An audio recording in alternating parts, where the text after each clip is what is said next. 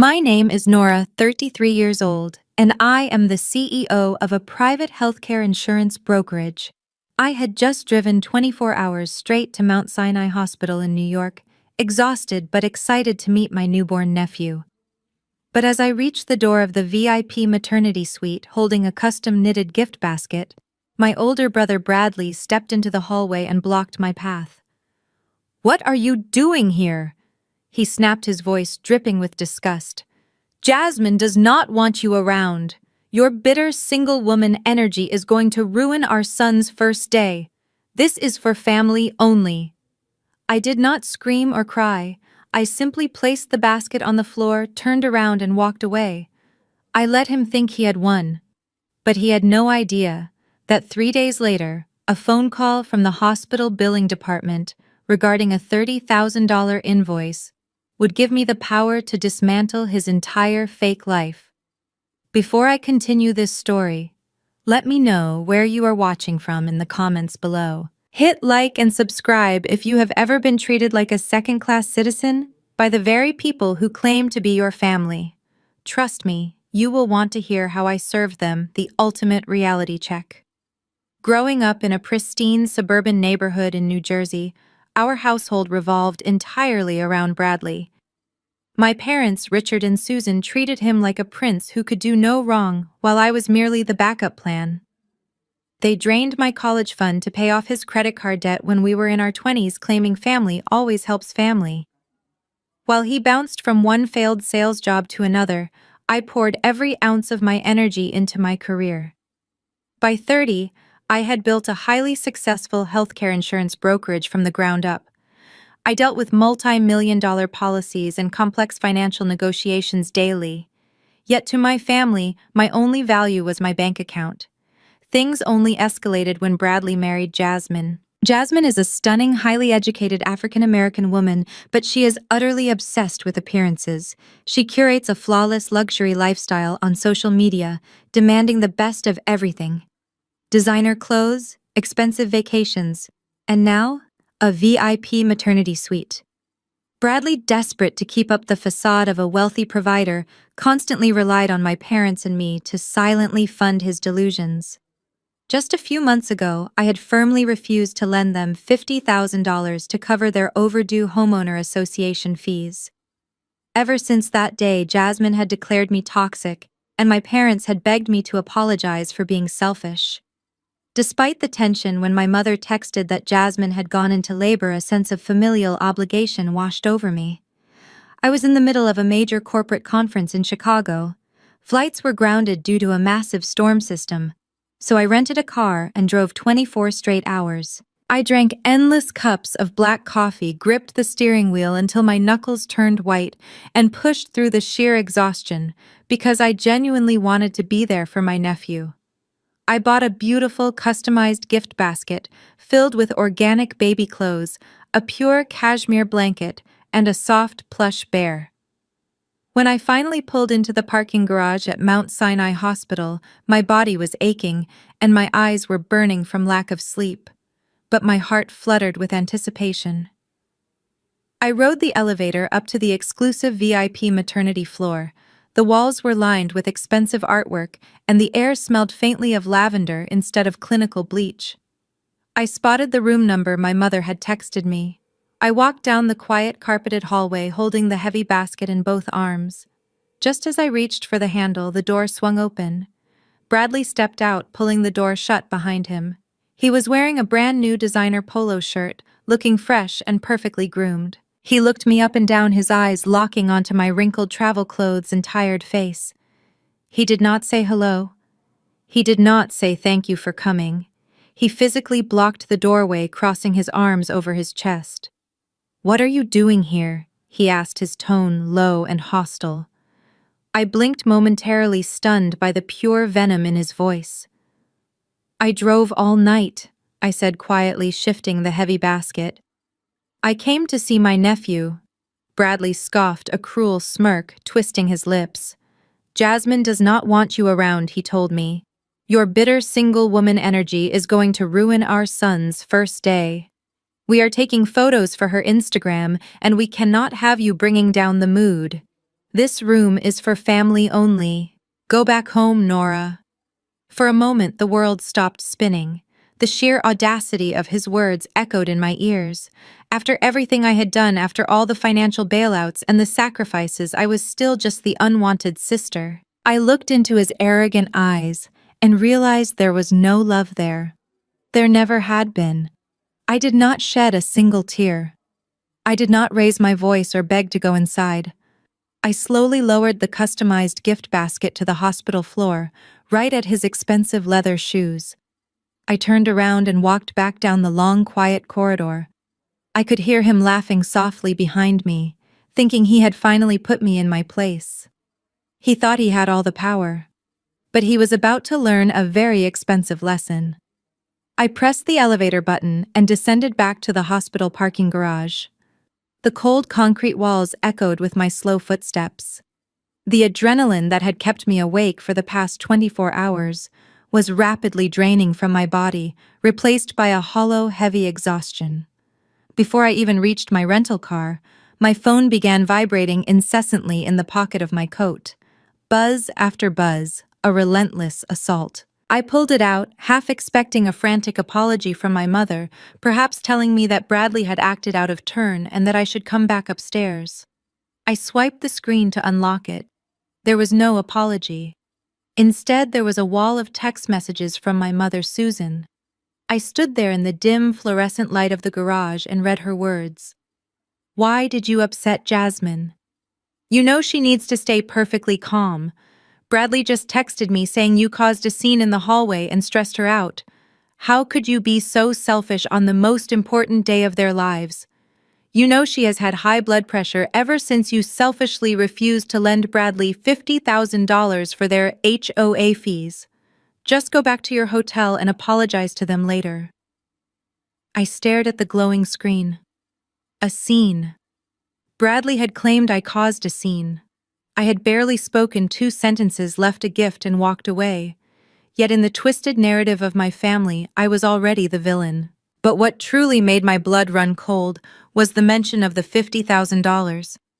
My mother could not even let me process the rejection at the hospital door without throwing my one act of financial boundary setting back in my face. Let me clarify what she meant by those HOA fees. 6 months ago, Bradley and Jasmine bought a massive $1.5 million house in an exclusive gated community. They wanted the status, the address, and the envy of their friends. What they did not want, or rather what they could not afford, were the exorbitant homeowners association fees and the property taxes that came with it. When they fell behind, they did not downsize. They did not cut back on their luxury vacations or Jasmine's designer shopping sprees. Instead, Bradley called me and demanded a $50,000 loan. He did not ask. He demanded it, citing that my insurance brokerage was having a record-breaking quarter, so I could easily spare the cash. When I told him absolutely not, that I was not a bank to fund his irresponsible lifestyle, Jasmine threw a massive fit. She claimed the stress of my selfishness was endangering her pregnancy. My parents immediately took their side, accusing me of hoarding wealth while my brother suffered. Standing in the parking garage, reading my mother's text, the reality of my role in this family became painfully clear. I was never a daughter. I was never a sister. I was an ATM. When the ATM dispensed cash, I was tolerated. When the ATM declined a transaction, I was toxic, bitter, and selfish. My phone buzzed again. Another message from my mother. "Well, are you going to text Bradley and apologize? Family is all we have, Nora. Do not ruin this." I felt a bitter laugh rise in my throat. Family is all we have. That phrase was their favorite weapon. They used the word family as a loaded shield to force my compliance. It was a one-way street. Family meant I had to sacrifice my time, my money, and my dignity to keep Bradley comfortable. But family never meant protecting me. Family never meant defending me when my brother treated me like dirt in a hospital hallway. They expected me to swallow my pride and crawl back, begging for their forgiveness just for existing. My fingers hovered over the keyboard.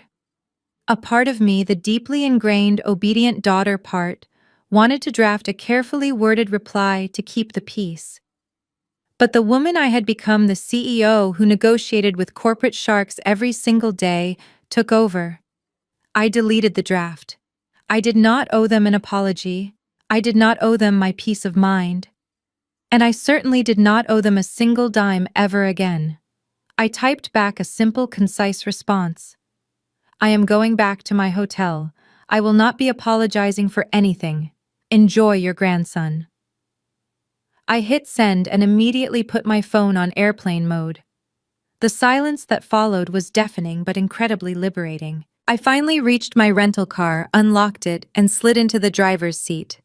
I closed the door, sealing myself off from the world outside. I rested my forehead against the cold leather of the steering wheel.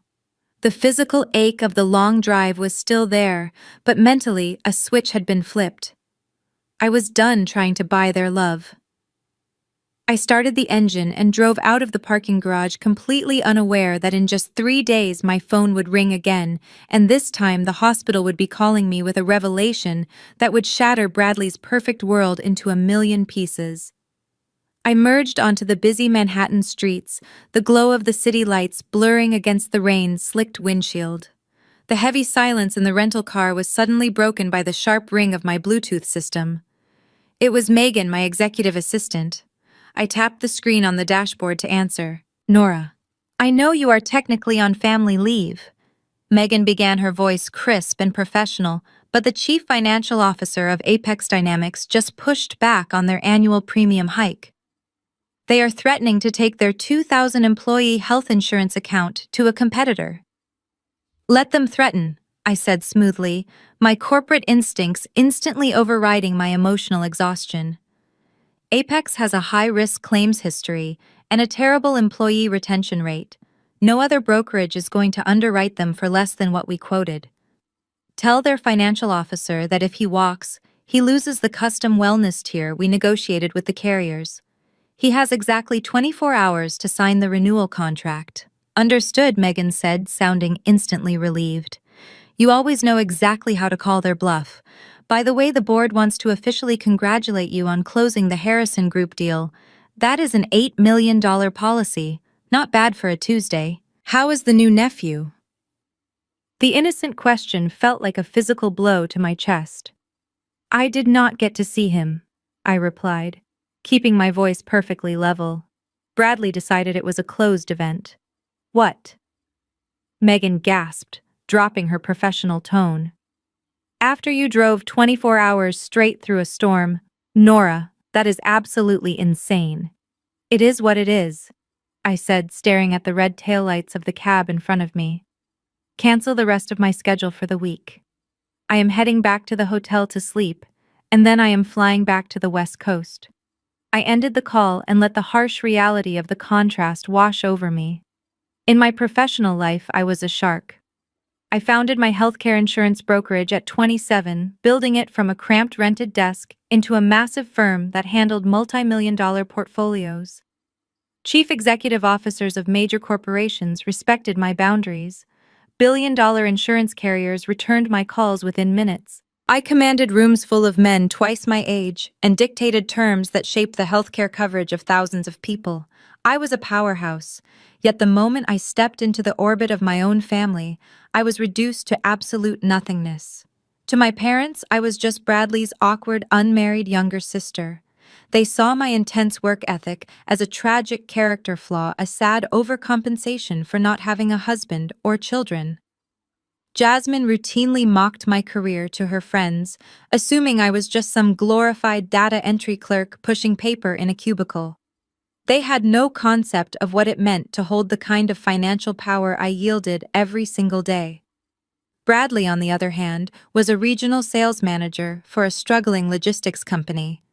His base salary barely covered the mortgage on his massive house, let alone the luxury cars, the country club memberships, and Jasmine's endless designer wardrobe. He lived his entire life on a razor-thin edge of credit, constantly juggling massive debts and dodging creditors, all while projecting the flawless image of a titan of industry. And my parents ate it up. They worshipped his hollow success while dismissing my tangible self-made empire. The irony was incredibly bitter. I was the absolute expert in risk management. My entire career was built on assessing liabilities, mitigating financial losses, and spotting fraudulent claims from a mile away. I knew exactly how to read the fine print that other people ignored. I understood the complex web of billing codes, hospital premiums, and insurance deductibles better than anyone else in the state. It was a highly specialized skill set that had made me incredibly wealthy, but to my family, my career was just boring administrative work. I finally pulled up to the valet stand at my luxury hotel, tossing the keys to the attendant. As I rode the elevator up to my penthouse suite, I made a silent, ironclad vow. I was done compartmentalizing my life. I was done being the powerful executive in the boardroom and the submissive punching bag at the family dinner table. If they wanted to treat me like an unwanted outsider, I would gladly play the part. I stripped off my wrinkled travel clothes, ordered a ridiculous amount of expensive room service, and fell into the massive king-sized bed. I slept for 14 hours straight, a deep, dreamless sleep of the truly detached. When I woke up the next morning, my mind was crystal clear. I booked a first-class ticket home, feeling lighter than I had in years. The toxic cord had finally been cut. I thought I had walked away cleanly. I thought the worst of the family drama was officially over. I had absolutely no idea that Bradley's desperate obsession with status had already set a ticking time bomb, and that my professional expertise was the only thing about to expose his massive web of lies. 3 days later, I was sitting in the quiet luxury of the first-class departure lounge at Newark Liberty International Airport. My flight back to the West Coast was scheduled to board in an hour. I was reviewing a commercial policy renewal on my tablet. For the first time in my life, I felt disconnected from the chaotic gravity of my family. I had not spoken to my parents or brother since the hospital. My phone had been blissfully silent. I was finally free. Or so I thought. My phone vibrated on the marble table. I saw an unfamiliar New York number. Normally, I let unknown numbers go to voicemail, but my professional instincts told me it might be a corporate client. I brought the phone to my ear. "Hello, this is Nora," I answered. "Good morning. My name is Cynthia, calling from the patient billing department at Mount Sinai Hospital. Am I speaking with the correct person?" My fingers froze. A cold knot formed in my stomach. "Yes, this is Nora," I replied. "How can I help you? I am calling regarding the outstanding balance for the recent admission of your sister-in-law." "Jasmine," the representative said. "Jasmine and her newborn son were discharged early this morning from our VIP maternity wing. We were processing the final papers and running the insurance claims, but unfortunately we hit a significant billing issue." I sat back in my chair. I assumed Bradley threw a tantrum over some minor copay and gave them my number to harass me. "What kind of issue?" I asked. "The primary health insurance policy on file for the patient was denied." Cynthia explained. The carrier indicated that the policy was officially terminated 6 months ago due to non-payment of premiums. Because the insurance is invalid, the account has defaulted to a self-pay status. The total balance for the 5-day stay in the VIP maternity suite, the specialized consultations, and the premium catering comes out to exactly $30,300. I stopped breathing for a fraction of a second. $30,300. I repeated the number in my head, trying to process the sheer audacity of it. Bradley had canceled his family health insurance 6 months ago. My mind raced back to the brand new Tesla he had leased around the exact same time. He had literally gambled his wife's and his newborn son's health care to finance a luxury car to show off to the neighbors. But that was his problem, not mine. I took a deep breath. "I am very sorry to hear that, Cynthia," I said, maintaining my professional composure. "But I am not sure why you are calling me. You need to contact my brother Bradley. He is the patient's husband." "I understand that," Cynthia replied. "We have tried reaching him, but his phone goes straight to voicemail. We are calling you because you are listed as the primary financial guarantor on the admission documents. The world around me seemed to tilt on its axis. The low hum of the airport lounge faded into white noise. I gripped the phone so tightly my knuckles ached. "Excuse me," I said, my voice dropping to a dangerous whisper. "What did you just say?" "You are the documented financial guarantor," Cynthia repeated patiently. "We have a signed financial responsibility agreement on file. It states that in the event of an insurance denial, you assume full financial liability for all medical charges incurred by the patient. We also have your social security number on file to verify your identity. So how would you like to arrange payment today? We accept all major credit cards, or we can set up a wire transfer." A hot, searing wave of pure fury washed over me. I had never signed any agreement. I had never given them my social security number. Bradley had not just been an arrogant jerk in the hospital hallway. He had actively committed identity theft and medical fraud to secure a luxury suite he could not afford. He had forged my signature and handed over my highly sensitive personal information, fully expecting me to just absorb the massive debt to avoid a family scandal. He thought he could trap me.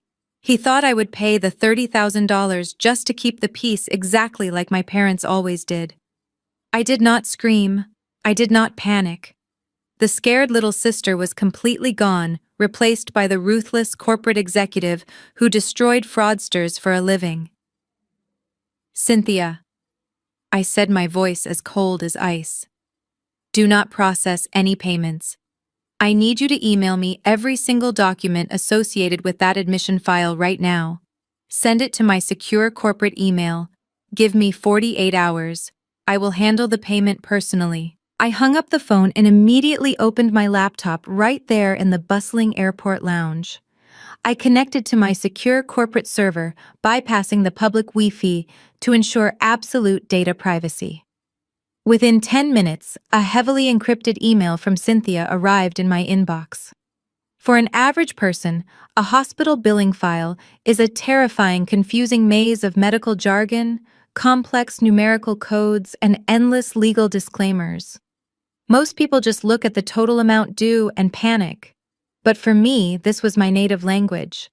I had spent over a decade analyzing, auditing, and dissecting these exact types of documents. I knew exactly how billing departments operated, how insurance claims were processed, and exactly where the financial traps were hidden. I downloaded the PDF file, took a slow sip of my water, and began scrolling through the massive admission packet. I completely bypassed the standard patient intake forms and the medical history questionnaires. I went straight for the financial disclosures and liability section.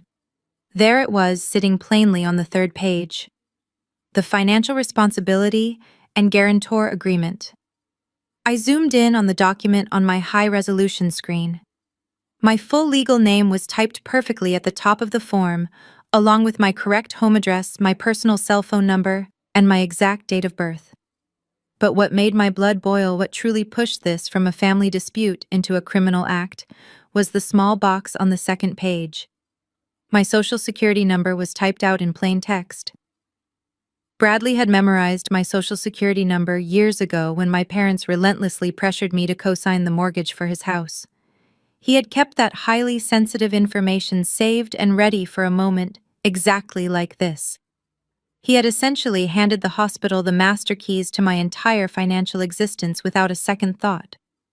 I scrolled down to the signature line at the bottom of the page. Someone had physically signed my name on the electronic pad.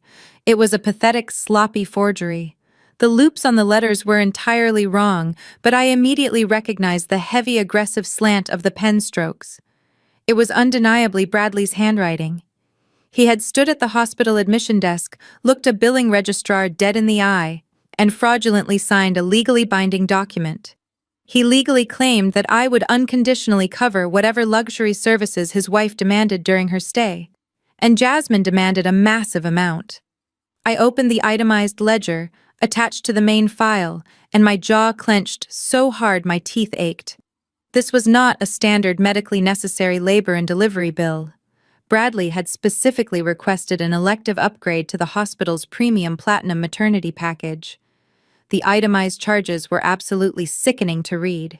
$8,000 a night for a corner maternity suite with panoramic views of the city skyline. $2,000 for a private gourmet chef who prepared custom organic meals. $700 for an elective postpartum massage therapist. $500 for an exclusive lactation consultant. $400 for premium floral arrangements delivered directly to the room.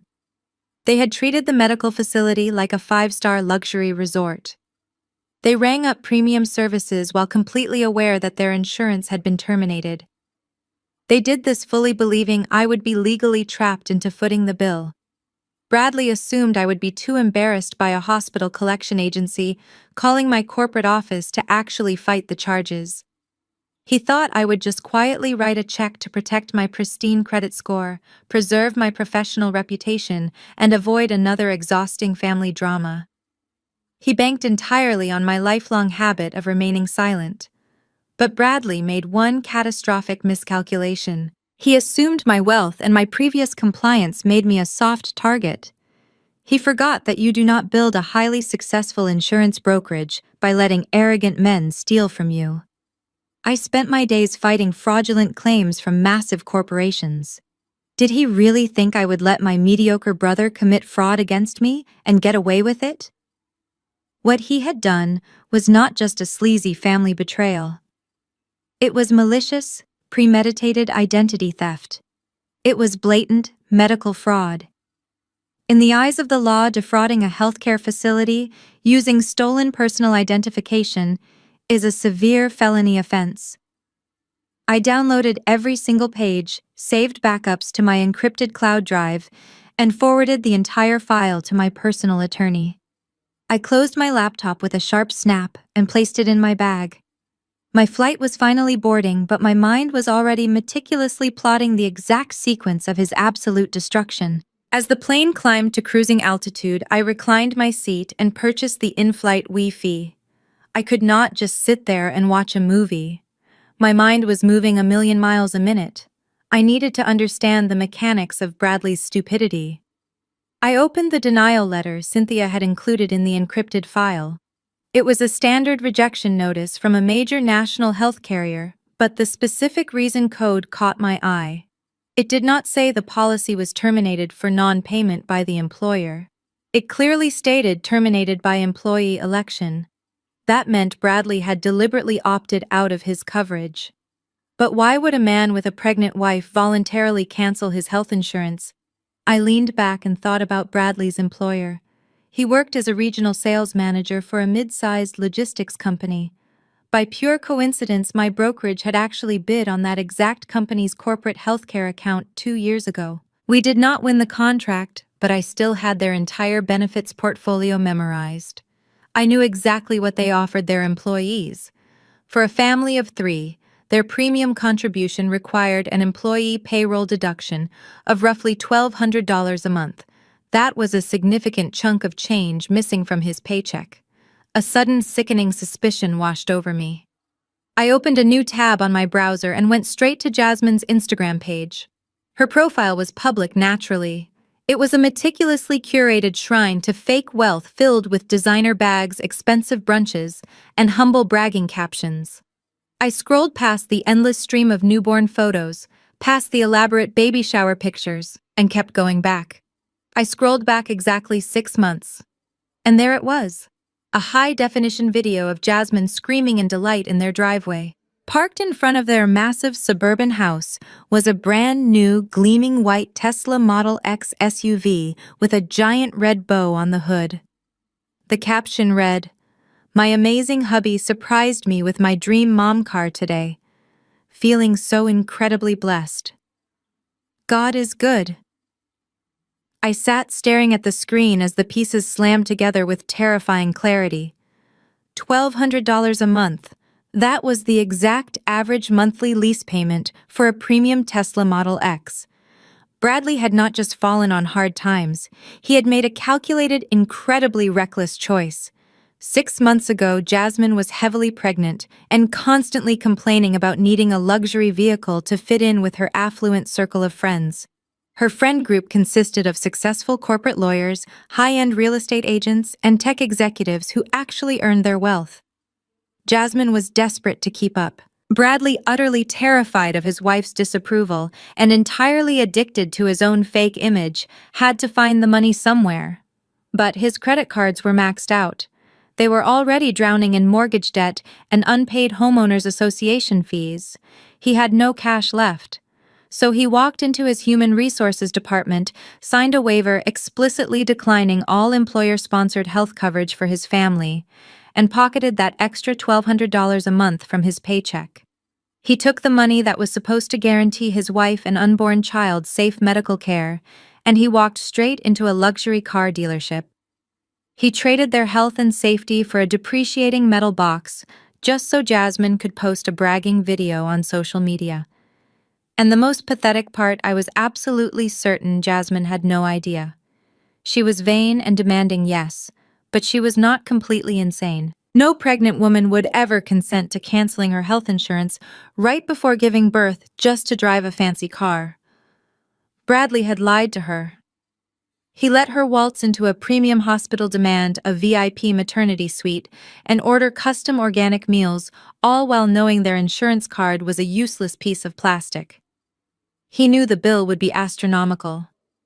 That was exactly why he had my social security number locked and loaded. He planned to make me the ultimate scapegoat for his grand financial illusion. He knew that if the hospital eventually came after me, my parents would step in and relentlessly pressure me to pay it. They would use their favorite weapon, family loyalty, to force me into submission. They would tell me that Bradley was just a stressed father who made a mistake, and that with my massive corporate salary, $30,000 was nothing to me.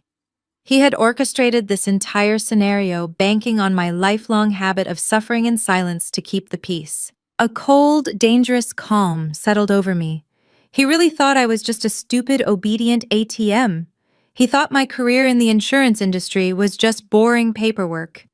He had no idea that he had just handed a masterclass fraud investigator a perfectly documented paper trail of his own destruction. I closed the browser and rested my head against the window, watching the clouds pass by far below. The rage had completely evaporated, replaced by a razor-sharp focus. I was not just going to refuse to pay the hospital. I was not just going to report the identity theft to the police in a quiet, private manner. I was going to systematically dismantle the fake reality he had built. I was going to wait for the perfect moment, the perfect audience, and then I was going to lay every single one of his secrets out in the open. I was going to make sure that the affluent social circle he sacrificed his own family to impress would be the exact same people to watch him fall. I landed back on the West Coast with a singular, unbreakable focus. I spent the next 2 days working from my penthouse office, securing the hospital billing documents, and finalizing some very specific legal paperwork with my attorney. The trap was fully set. I was just waiting for Bradley to give me the perfect opportunity to spring it. I did not have to wait long. On Thursday afternoon, my phone buzzed on my desk. It was a group text message from Jasmine. I opened it and let out a dry, humorless laugh. It was a digital invitation for an extravagant sip and see party to formally introduce the baby to their social circle. The invitation was a masterpiece of suburban pretension. It featured professional calligraphy, a strict cocktail casual dress code, and heavily emphasized that the event would be hosted at their custom-built estate. Jasmine had included over 50 people on the thread, mostly her affluent friends, local influencers, and of course my parents. I stared at the screen, marveling at the sheer audacity.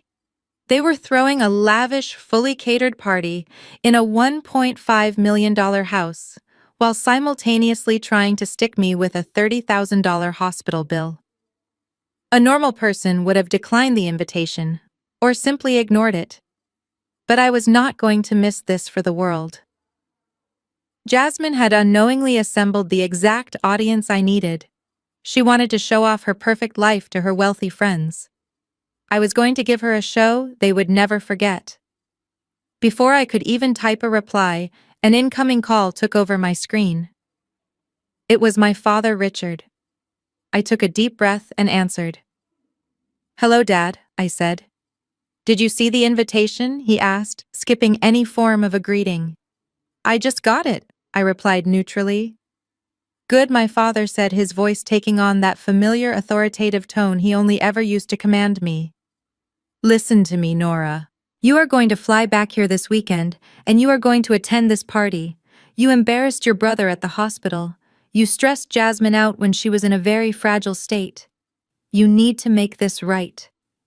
I leaned back in my leather office chair, staring at the panoramic view of the city. "I embarrassed him," I asked quietly. "Do not start with the attitude," my father snapped. "Family is family. Bradley is under a lot of pressure providing for his new son. You make more money in a month than he makes in a year. It is time you stepped up and acted like a supportive sister for once. I expect you to be there.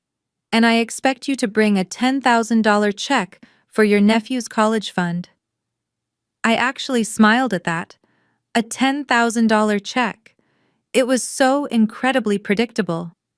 They did not want my presence at the party. They wanted my wallet. They wanted me to pay a massive admission fee just to be allowed back into their toxic inner circle. My father was trying to bully me into funding Bradley's fake lifestyle, completely unaware that his golden boy had already tried to steal 3 times that amount from me through identity theft. "Dad, I am not writing a $10,000 check to apologize for being turned away at a hospital door," I said, keeping my voice perfectly steady and devoid of emotion. My father let out a heavy sigh of disappointment. "Nora, why do you always have to be so difficult? Bradley needs this. Jasmine needs this. If you do not bring that check, do not bother showing up at all. You will be completely cutting yourself off from this family. Is your money really more important to you than your own blood?" The manipulation was textbook. For 33 years, that exact tone of voice had made me cave. It had made me write checks, co-sign loans, and shrink myself down to keep the peace. But the spell was finally broken. I felt absolutely nothing but cold, clinical resolve. "You are right, Dad," I said softly. "Family is important. I will be there on Saturday." "Good," my father grunted, sounding relieved that his intimidation tactics had worked once again. "Make sure the check is written out to Bradley, not a trust fund. He needs to manage the money." I stood up from my desk and walked over to the floor-to-ceiling window. "I will be sure to bring an envelope," I told him. "Do not worry, Dad. I am bringing exactly what Bradley deserves."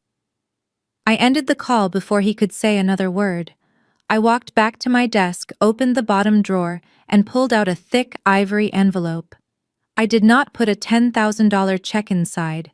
Instead, I carefully folded the forged hospital admission form, the $30,000 invoice, and one more highly confidential legal document, slipping them all inside.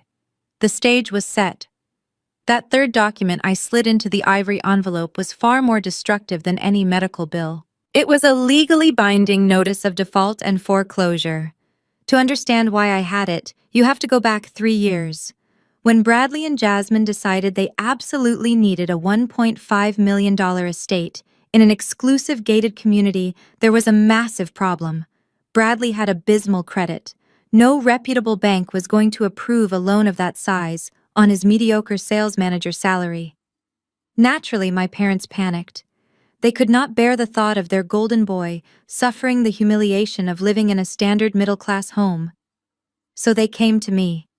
They begged, pleaded, and used every ounce of emotional blackmail they possessed. They promised Bradley would make every single payment on time. Exhausted by their relentless guilt trips, I finally agreed to co-sign the mortgage. But I was not entirely foolish. I insisted that my name be officially placed on the property deed as a co-owner. Bradley threw a massive tantrum about it, claiming I was trying to control his life, but he eventually signed the papers because he had absolutely no other way to get the house. For the first 2 years, he managed to scrape by. The payments were always late, but they were made. But exactly 6 months ago, right around the time Jasmine posted that glowing video of her brand new Tesla Model X, the mortgage payments completely stopped. The bank immediately sent default notices to my primary address.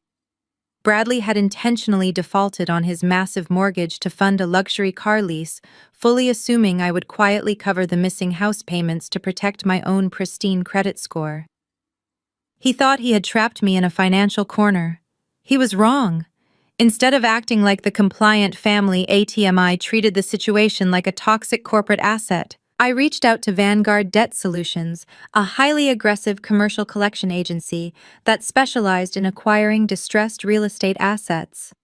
Since I legally owned 50% of the property equity and the primary borrower was in severe default, I negotiated a quiet buyout.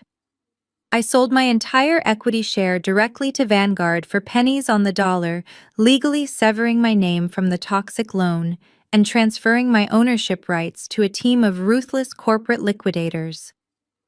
I picked up my desk phone and dialed the direct extension for my contact at Vanguard. A man with a sharp, no-nonsense voice answered on the second ring.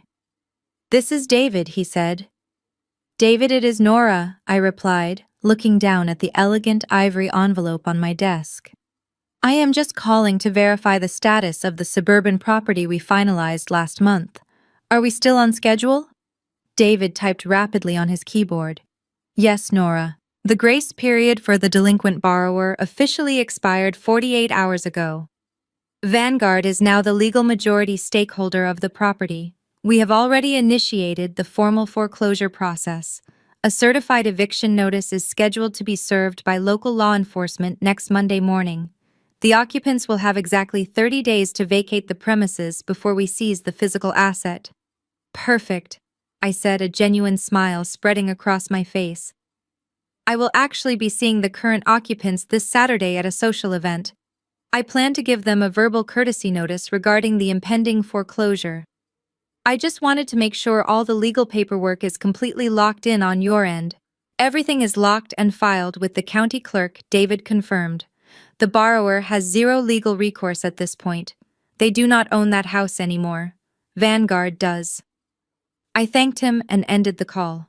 The satisfaction I felt was completely intoxicating. Bradley had spent his entire adult life building a fragile house of cards financed by my money and propped up by my parents' blind enabling. He had treated me with absolute contempt, banning me from a hospital room while actively committing a federal crime to steal my identity. He invited me to a lavish party in a mansion he did not even own, expecting me to hand him a $10,000 check to apologize for his own cruelty. I carefully sealed the thick ivory envelope and placed it inside my designer handbag. The arsenal was fully assembled. I had the forged medical documents to expose his criminal fraud and the Vanguard foreclosure notice to destroy his fake wealth. I walked out of my penthouse office and headed straight toward the airport. Jasmine wanted a high society gathering to show off her perfect suburban life. I was going to give her exactly what she asked for and so much more. I pulled my car up to the massive iron gates of the exclusive suburban community on Saturday afternoon. The security guard checked my name against a digital list and waved me through. As I drove down the winding manicured streets toward Bradley and Jasmine's $1.5 million house, the sheer scale of their financial delusion was on full display. I parked a few houses down because their entire circular driveway was jammed with luxury vehicles. Right in the center, parked at an angle to ensure maximum visibility, was the gleaming white Tesla Model X, the very same car that was currently costing my nephew his health insurance. I walked up the paver stone pathway and pushed open the heavy oak front door. The noise of a packed high society gathering instantly washed over me. This was not a casual family get-together. They had hired a professional waitstaff. Servers in crisp white shirts and black vests were circulating through the massive open-concept living room, carrying silver trays loaded with crystal champagne flutes and expensive hors d'oeuvres. A live acoustic guitarist was playing softly in the corner. Floor-to-ceiling custom floral arrangements, easily costing several $1,000s, decorated every single table. I stood in the foyer for a moment, doing a quick mental calculation of the event. Between the catering, the staff, and the decor, they had easily spent $5,000 or $6,000 on this party alone, all while their house was actively in foreclosure, and a hospital billing department was hunting down a $30,000 invoice. I handed my coat to a hired attendant and stepped fully into the main living space. It did not take long to spot Jasmine. She was standing near the massive marble kitchen island holding court with a large group of her affluent friends. Jasmine was wearing a custom silk designer dress that draped perfectly over her postpartum figure. She looked stunning, radiant, and entirely fake. The women surrounding her were exactly the type of people she spent her entire life trying to impress. They were highly successful African American women. I recognized a prominent corporate attorney from a downtown firm, a top-tier luxury real estate broker, and a few executives from the tech sector. These women had actually earned their wealth through grueling education and years of hard work. Jasmine, however, was desperately mimicking their success, using stolen funds and forged documents. I slowly walked closer, blending in with the crowd near the kitchen, close enough to hear exactly what she was bragging about. It was honestly just magical, Jasmine was saying, her voice pitched loud enough for everyone in the vicinity to hear. Bradley completely surprised me. He told the staff at Mount Sinai that only the absolute best was acceptable for his son. We had the platinum corner suite with the private chef. The view of the city was breathtaking. I told him he was spoiling me, but you know how Bradley is. He insists on providing top-tier luxury for his family.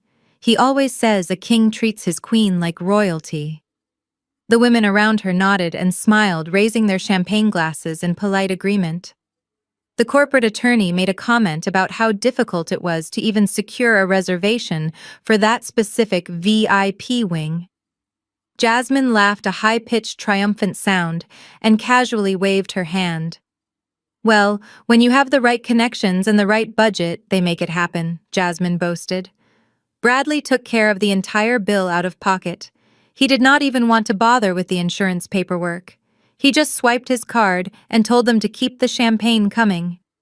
My stomach churned at the sheer audacity of the lie. Swiped his card.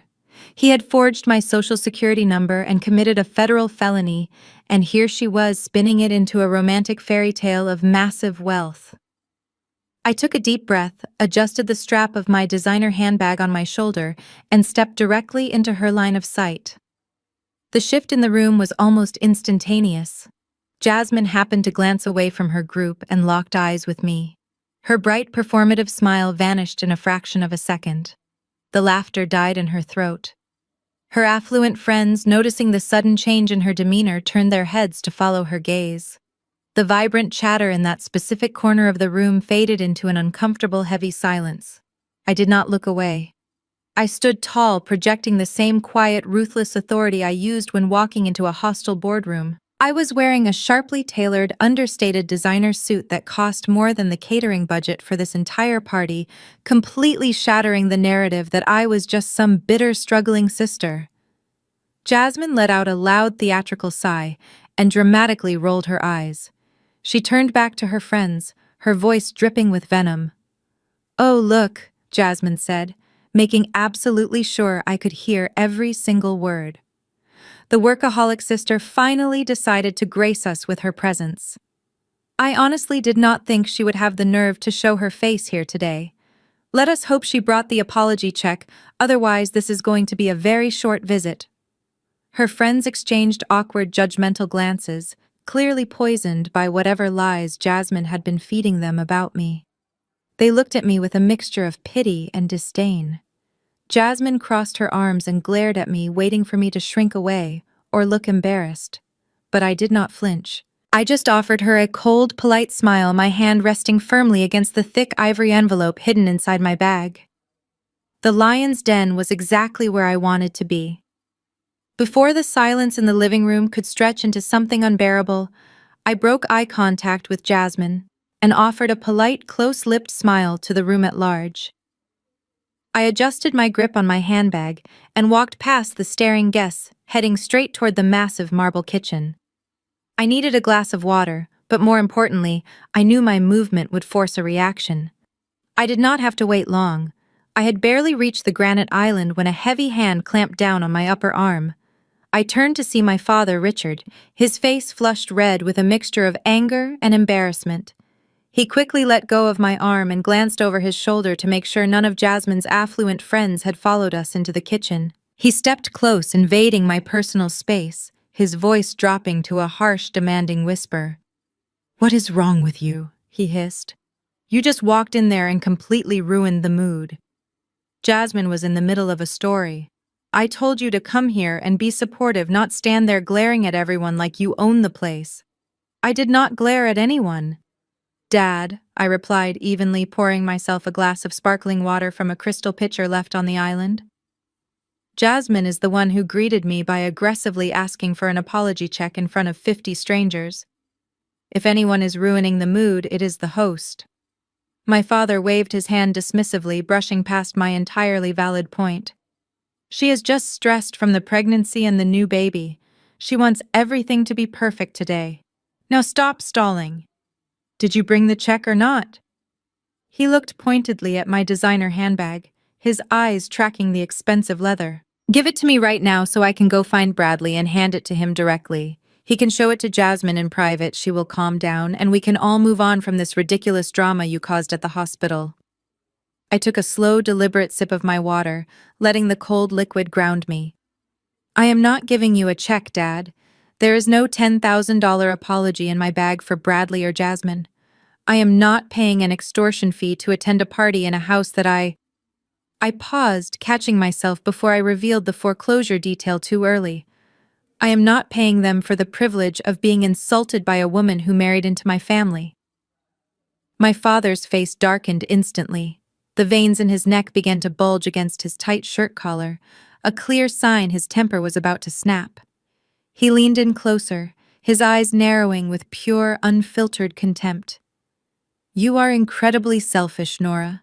You always have been. You sit up in your fancy penthouse office, making high six figures playing the big corporate boss, and you cannot even spare $10,000 for your own newborn nephew's future.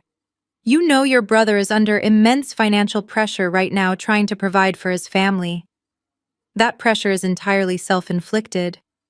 I shot back, keeping my voice low but razor-sharp. "He leased a $100,000 luxury car he cannot afford. He lives in a $1.5 million house he cannot afford. He is buying organic catering and hiring live musicians when he does not have the cash. That is not my responsibility." My father slammed his open palm down on the granite countertop. It was a loud, startling crack that made a nearby hired server jump and quickly scurry out of the kitchen. He did not care. His anger had entirely blinded him to our surroundings. "This is exactly what you always do," my father snarled, pointing a thick finger directly at my chest.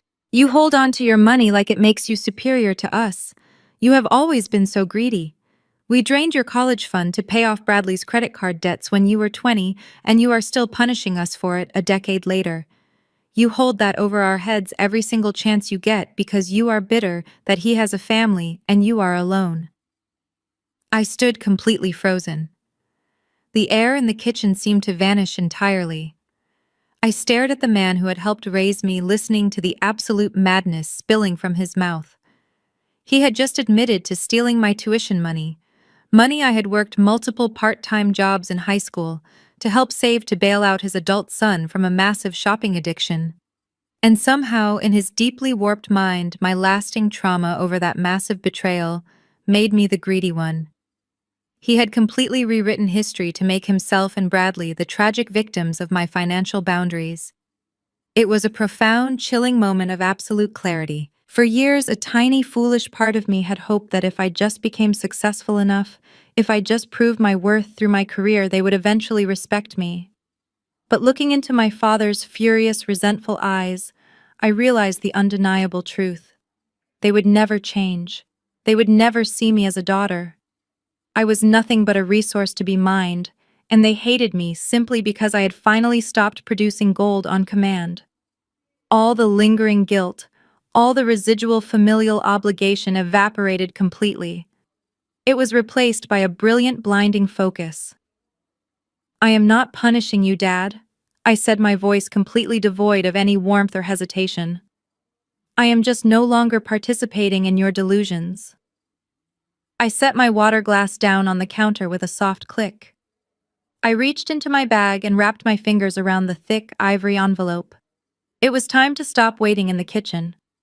I turned my back on my father and walked straight back into the crowded, noisy living room. It was time to give Jasmine the audience she so desperately craved. I stepped out of the kitchen and back into the sprawling, sunlit living room. The acoustic guitarist was playing a smooth jazz melody, and the low hum of wealthy conversations filled the air. My father remained hidden in the kitchen behind me, likely too furious to show his face after his failed intimidation attempt. I walked deliberately toward the center of the room, my heels clicking softly against the imported hardwood floors.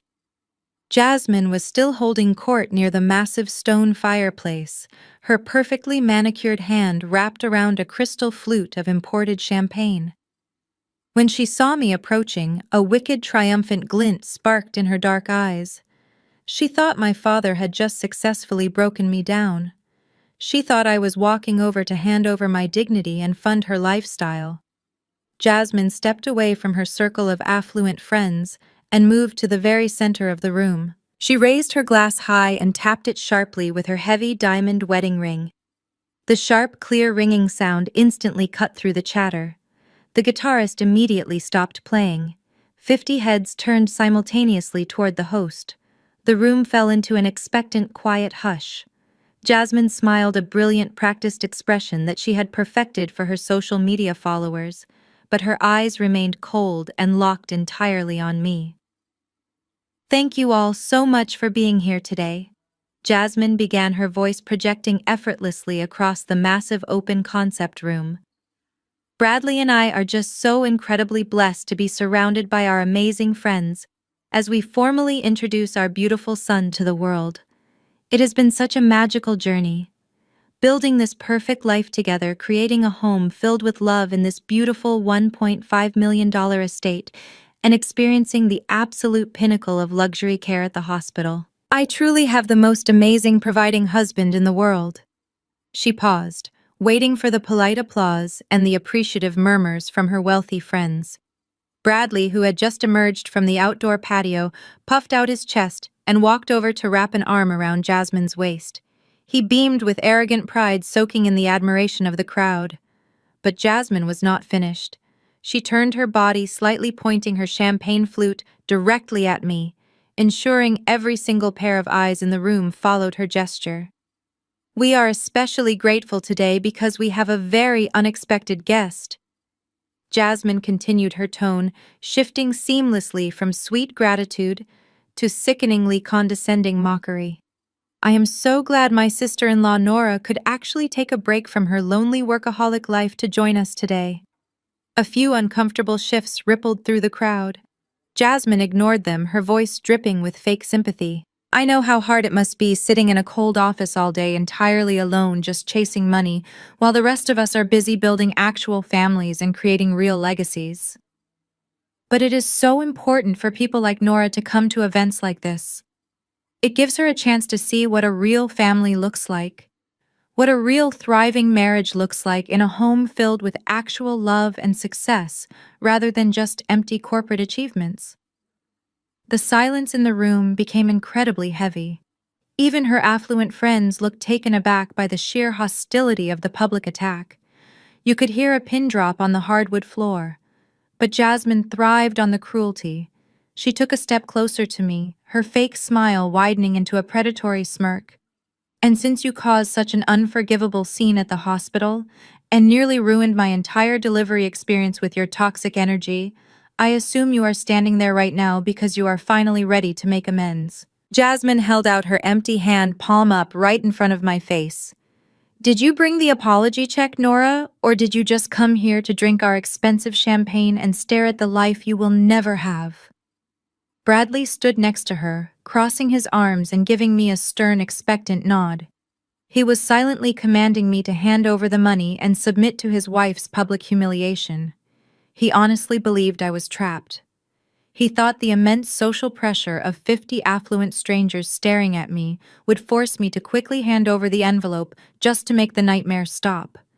He thought I would crumble to protect my reputation. He had absolutely no idea that I spent my entire career tearing apart hostile corporate negotiators who were 10 times smarter and far more intimidating than a suburban housewife in a silk dress. I did not break eye contact with Jasmine. I did not blush, I did not stammer, and I did not look away in shame. Instead, I let a slow, genuinely amused smile spread across my face. I looked at her outstretched hand, then up to her arrogant, expectant eyes.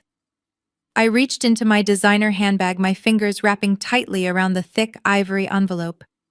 The entire room held its collective breath, waiting to see me surrender. But I was not reaching for a checkbook. I was reaching for the detonator. I pulled the thick ivory envelope from my bag and held it out. It was crafted from heavy premium cardstock, the kind usually reserved for high-end wedding invitations or corporate board summons. I did not thrust it at her angrily. I offered it to her with the steady, practiced grace of a diplomat, handing over a formal declaration of war. Jasmine snatched it from my fingers with a sharp, greedy motion. Her fake smile widened, stretching her lips over her teeth in a mask of pure, unadulterated triumph. She held the envelope up slightly, displaying it to her audience of affluent friends like a hunting trophy. She genuinely believed she had successfully bullied a corporate CEO into submission. In her mind, the hierarchy of the family had just been publicly reinforced. The wealthy, successful sister had bowed down to the chosen son and his perfect wife. Bradley puffed out his chest even further, taking a step closer to Jasmine. He wrapped his arm around her waist and beamed at the crowd. "See," he announced, his voice booming with arrogant satisfaction. "I told you she would come around. Family always figures it out.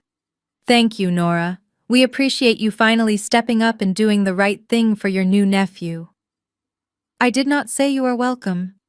I did not nod or acknowledge his pathetic attempt to play the gracious patriarch. I just stood perfectly still, my hands folded neatly in front of me, and waited for the show to begin. Jasmine slid her perfectly manicured fingernail under the flap of the envelope and broke the gold wax seal I had meticulously applied the night before. She reached inside, fully expecting to pull out a single slip of paper, a cashier's check written for $10,000. Instead, her fingers gripped a thick, folded stack of standard printer paper. The exact moment she pulled the documents out, the triumphant smirk on her face faltered. A wrinkle of deep confusion appeared between her perfectly arched eyebrows. She looked down at the pages, her eyes scanning the bold black text at the very top of the first sheet. I stood close enough to watch the exact second her brain tried to process the conflicting information. It was a beautiful, chaotic misfire. She saw the official logo for Mount Sinai Hospital. She saw the itemized list of premium charges, the private chef, the postpartum massage, the luxury corner suite with the panoramic city view, and at the very bottom, printed in bold red ink, she saw the final total: $30,300. But what she absolutely did not see was a check. She flipped to the second page, her movements growing slightly frantic, her custom silk dress rustling loudly in the deafening silence of the living room. She was desperately looking for the payment confirmation, but all she found was the financial guarantor agreement. "What is this?" Jasmine demanded, her voice instantly losing its polished performative edge. She looked up at me, genuine bewilderment replacing her previous hostility. "Why did you bring my hospital bill to my sip and see party, and why does it say the balance is completely unpaid? Bradley paid this before we even left the recovery wing." The affluent friends standing directly behind her began to exchange highly uncomfortable glances. The corporate attorney narrowed her dark eyes, instantly recognizing the distinct format of a medical collection notice. The flawless illusion of Jasmine's perfect debt-free life was beginning to crack right in front of the very people she was most desperate to impress. The tension in the room grew so thick it felt hard to breathe. I tilted my head slightly, my expression a perfect mask of polite, innocent confusion. "That is exactly what I was hoping you could explain to me, Jasmine," I said, making sure my tone was completely level, but loud enough to carry clearly to every single corner of the quiet room. "I received a very concerning phone call from the Mount Sinai billing department. while I was sitting at the airport waiting for my flight back to the West Coast. They explicitly informed me that the insurance policy on file was completely invalid. Jasmine let out a sharp, breathless laugh, shaking her head as if I had just spoken a foreign language. Invalid. That is impossible. Bradley has premium family coverage through his logistics firm. We have the absolute best insurance you can buy. This has to be some sort of ridiculous administrative error. I did not break eye contact with her. My voice remained remarkably calm, slicing through her frantic denial with surgical precision. I thought it was an administrative error too. I continued taking one slow, deliberate step closer to her. But then they sent me the complete digital file. And what I absolutely cannot figure out, Jasmine, is why the hospital is legally pursuing me for your $30,000 debt. I think there has been a massive mistake. Why is my full legal name, my home address, and my personal social security number listed as the primary financial guarantor on your VIP maternity suite bill? The collective gasp that rippled through the room was absolute poetry. 50 wealthy guests inhaled sharply at the exact same time. The word guarantor hung in the air like a physical weight. Jasmine's face drained of all its color, turning a sickly shade of pale gray. Her hands began to tremble so violently that the thick stack of hospital documents audibly rattled against each other. She slowly turned her head, her wide, horrified eyes locking onto her husband.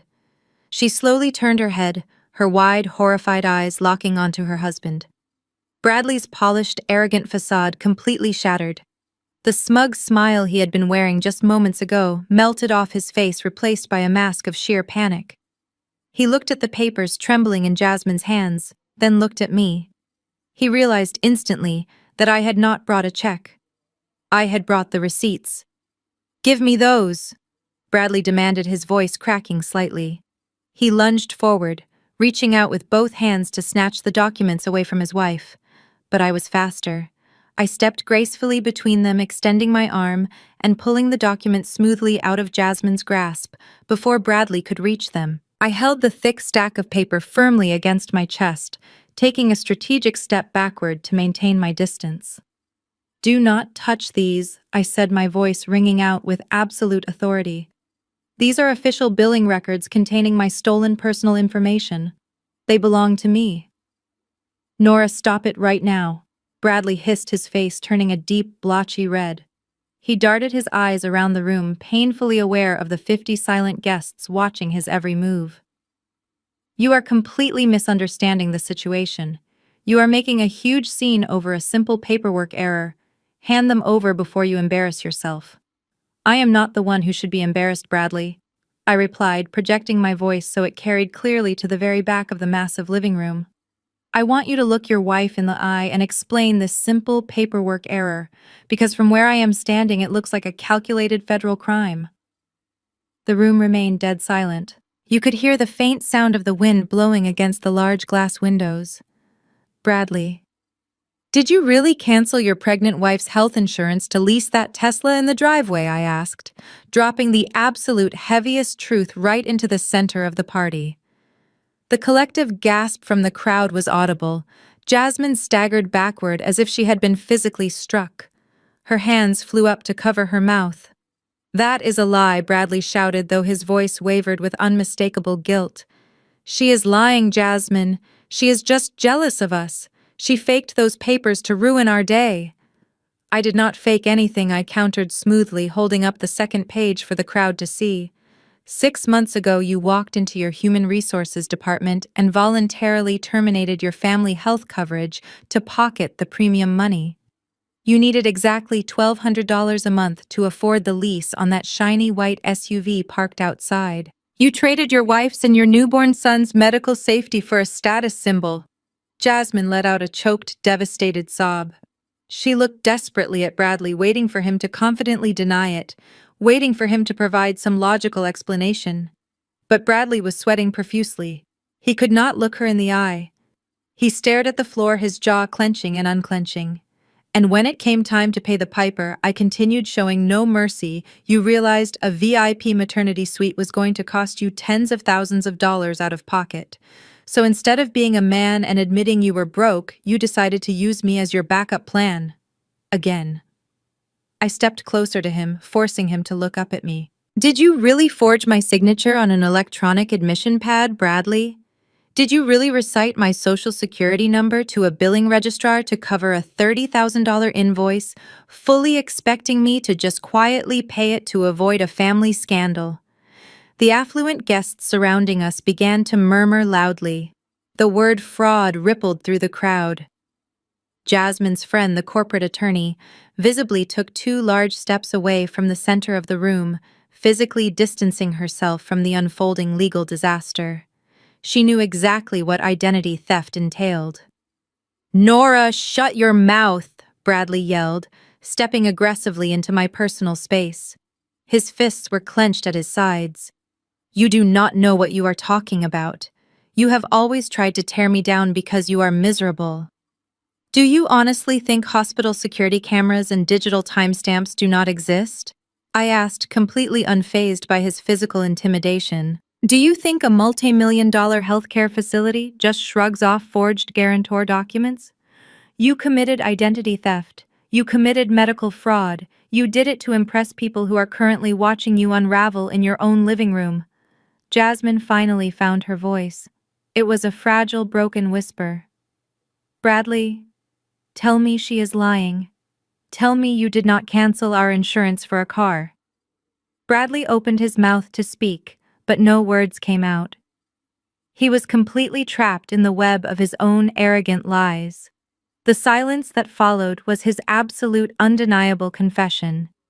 And just as the reality of his massive betrayal settled over the room, my parents finally pushed their way through the crowd, completely unaware that their golden boy had just been thoroughly destroyed. My mother, Susan, marched to the center of the living room with an indignant scowl on her face. She had heard the raised voices and immediately assumed, as she always did, that I was the instigator. She did not bother looking at the forged hospital documents in Jasmine's trembling hands. She did not notice Bradley sweating and staring at the floor like a cornered animal. All she saw was her precious son looking distressed, and me standing opposite him with my head held high. "Nora, keep your voice down right this instant."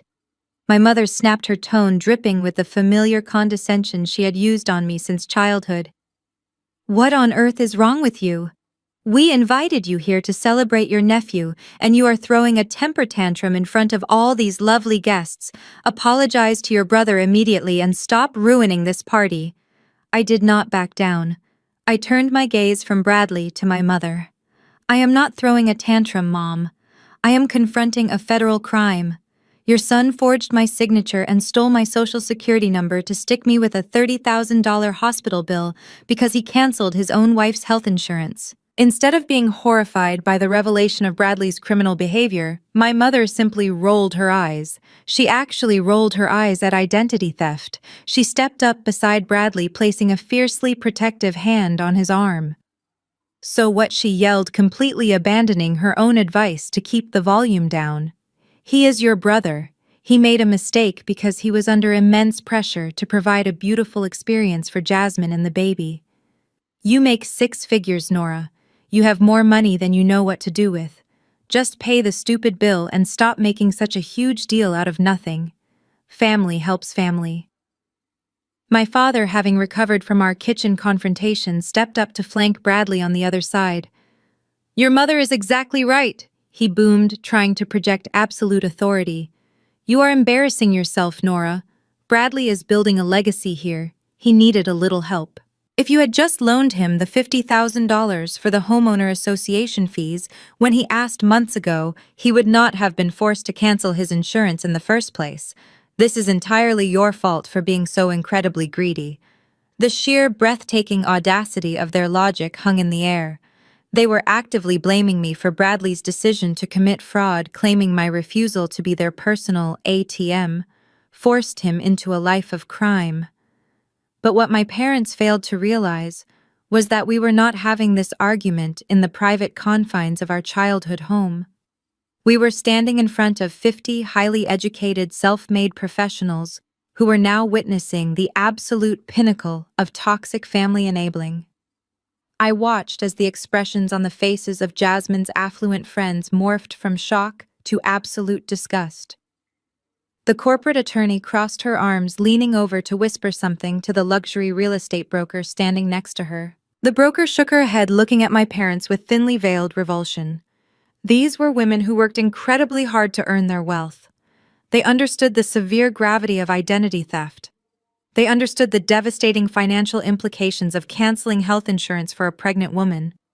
And they were listening to two grown adults coddle a 37-year-old man who had just stolen from his own sister to maintain a fake suburban lifestyle. Jasmine stood completely frozen, clutching the hospital papers to her chest. She looked at my mother, then at my father, and finally at Bradley, who was still hiding behind his parents like a scolded child. For the first time in her life, Jasmine was seeing the ugly, unfiltered reality of the family she had married into. The wealthy, successful husband she had been bragging about was a broke fraud. His supportive parents were nothing more than delusional enablers who encouraged his financial abuse. The perfect life she had curated for her social media followers was a complete and utter lie. The low hum of whispering spread through the crowd like wildfire. Guests were leaning into each other, exchanging appalled glances and pointing discreetly at Bradley. The luxurious sip and see party had officially transformed into a spectacular public unmasking. My mother looked around the room, finally noticing the hostile stares and the sneering whispers from the crowd. She puffed out her chest, trying to salvage the situation with more blind aggression. She glared at me, her face flushed with misplaced righteous anger. "You are a terrible sister, Nora.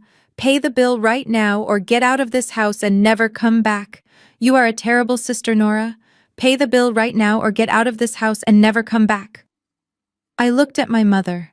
I looked at the furious red face of the woman who had spent my entire life telling me I was never quite good enough. For 33 years, that exact threat had controlled me. The fear of being kicked out of the family, the fear of being labeled the bad daughter had always forced me to swallow my pride and open my wallet. But standing there in the middle of that lavish living room surrounded by catered food and crystal champagne flutes, I realized the threat held absolutely no power over me anymore. The emotional manipulation that had governed my entire existence simply evaporated. I did not feel panicked. I did not feel the familiar sting of rejection. I just felt an overwhelming, powerful sense of relief. The toxic chains were finally broken. "I am not paying a single cent, Mom," I said, my voice steady, calm, and completely devoid of any emotion.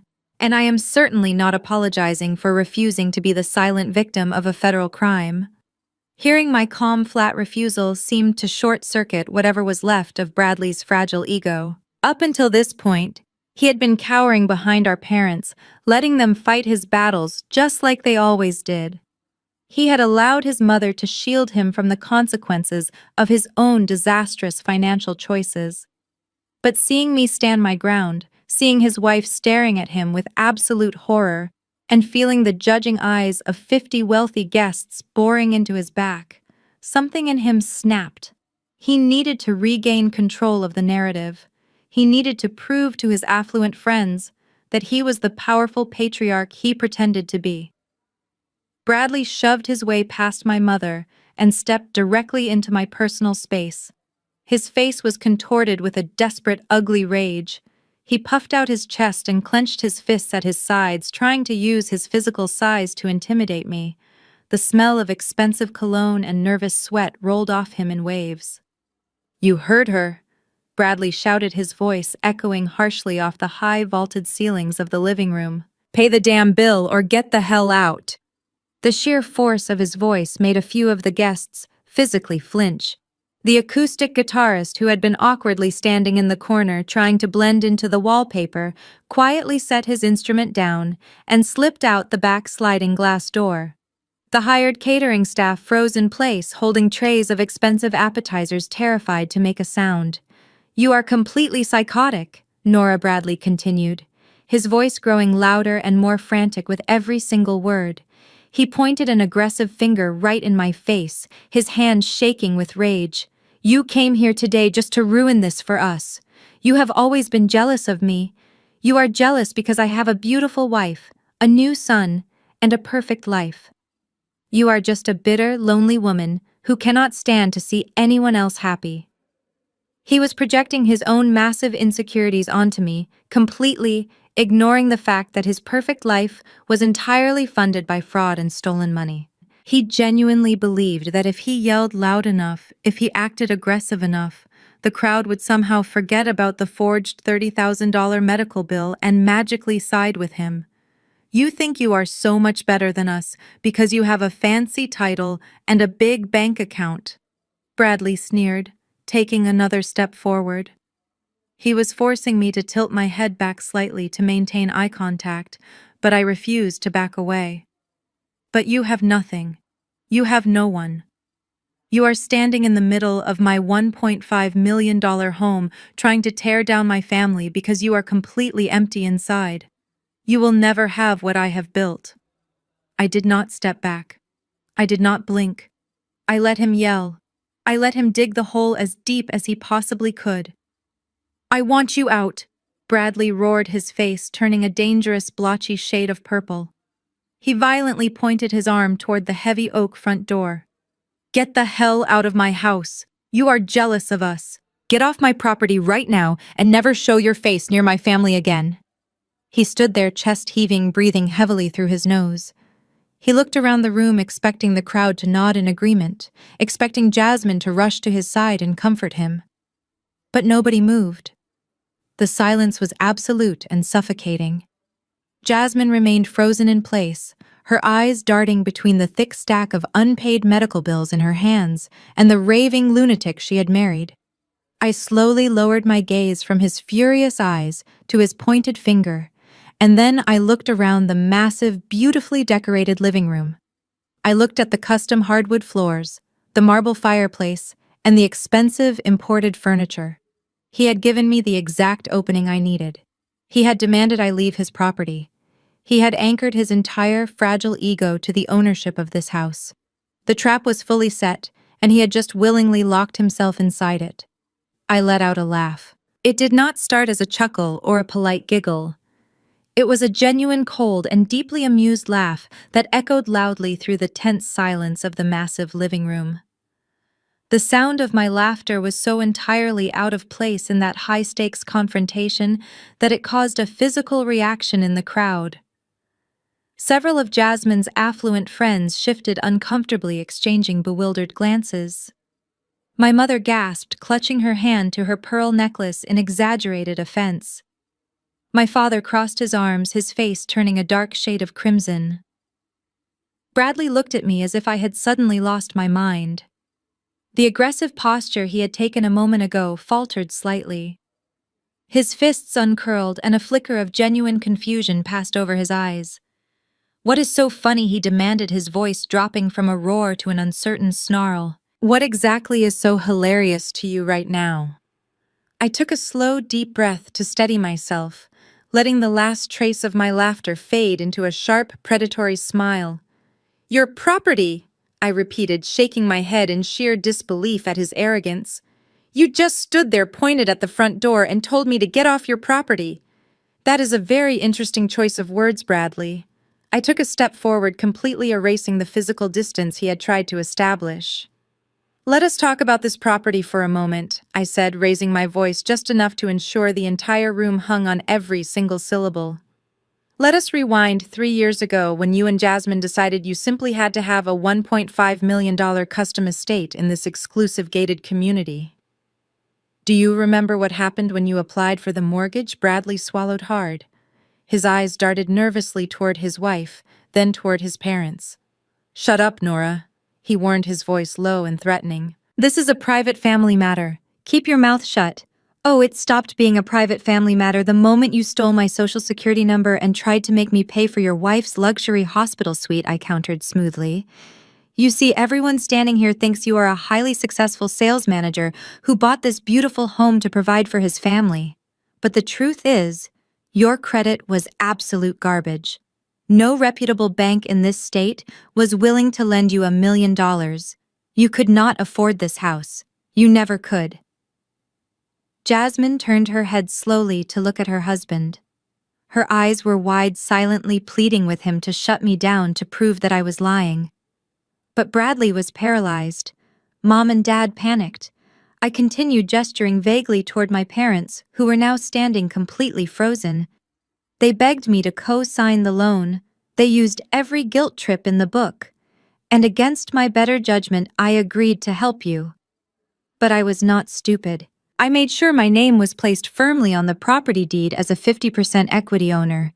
Legally, Bradley, I own half of the floor you are standing on. The guests began to murmur again. The luxury real estate broker in Jasmine's friend group nodded slowly, instantly, understanding the financial trap that had just been exposed. For 2 years you managed to make the payments, I said, keeping my gaze locked entirely on my brother. But then 6 months ago you decided you needed a brand new Tesla Model X, and since you had already canceled your wife's health insurance to afford the lease, you still needed to free up more cash to cover your massive credit card debts. So you made a very bold decision. You stopped paying the mortgage. Jasmine let out a sharp gasp. The thick stack of unpaid hospital bills slipped from her trembling fingers and scattered across the beautiful hardwood floor.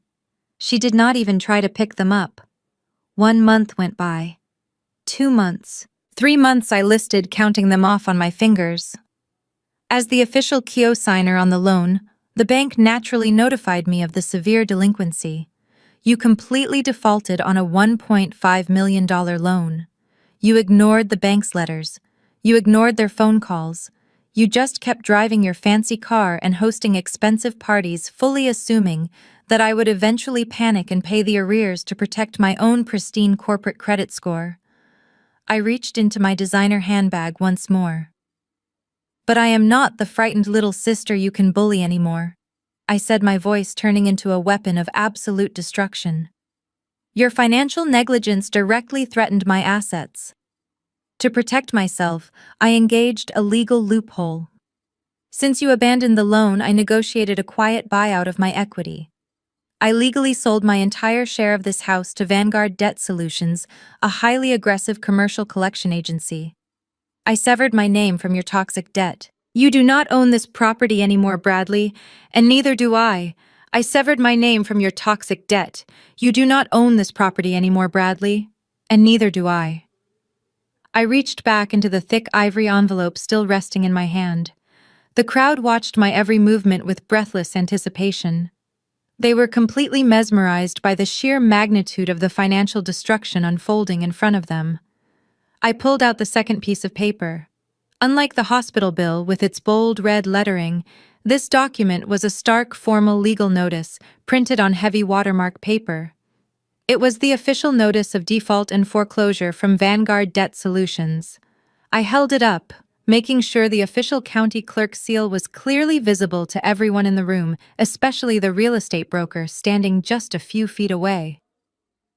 This is a certified copy of the foreclosure filing, I announced, my voice ringing with cold, hard finality.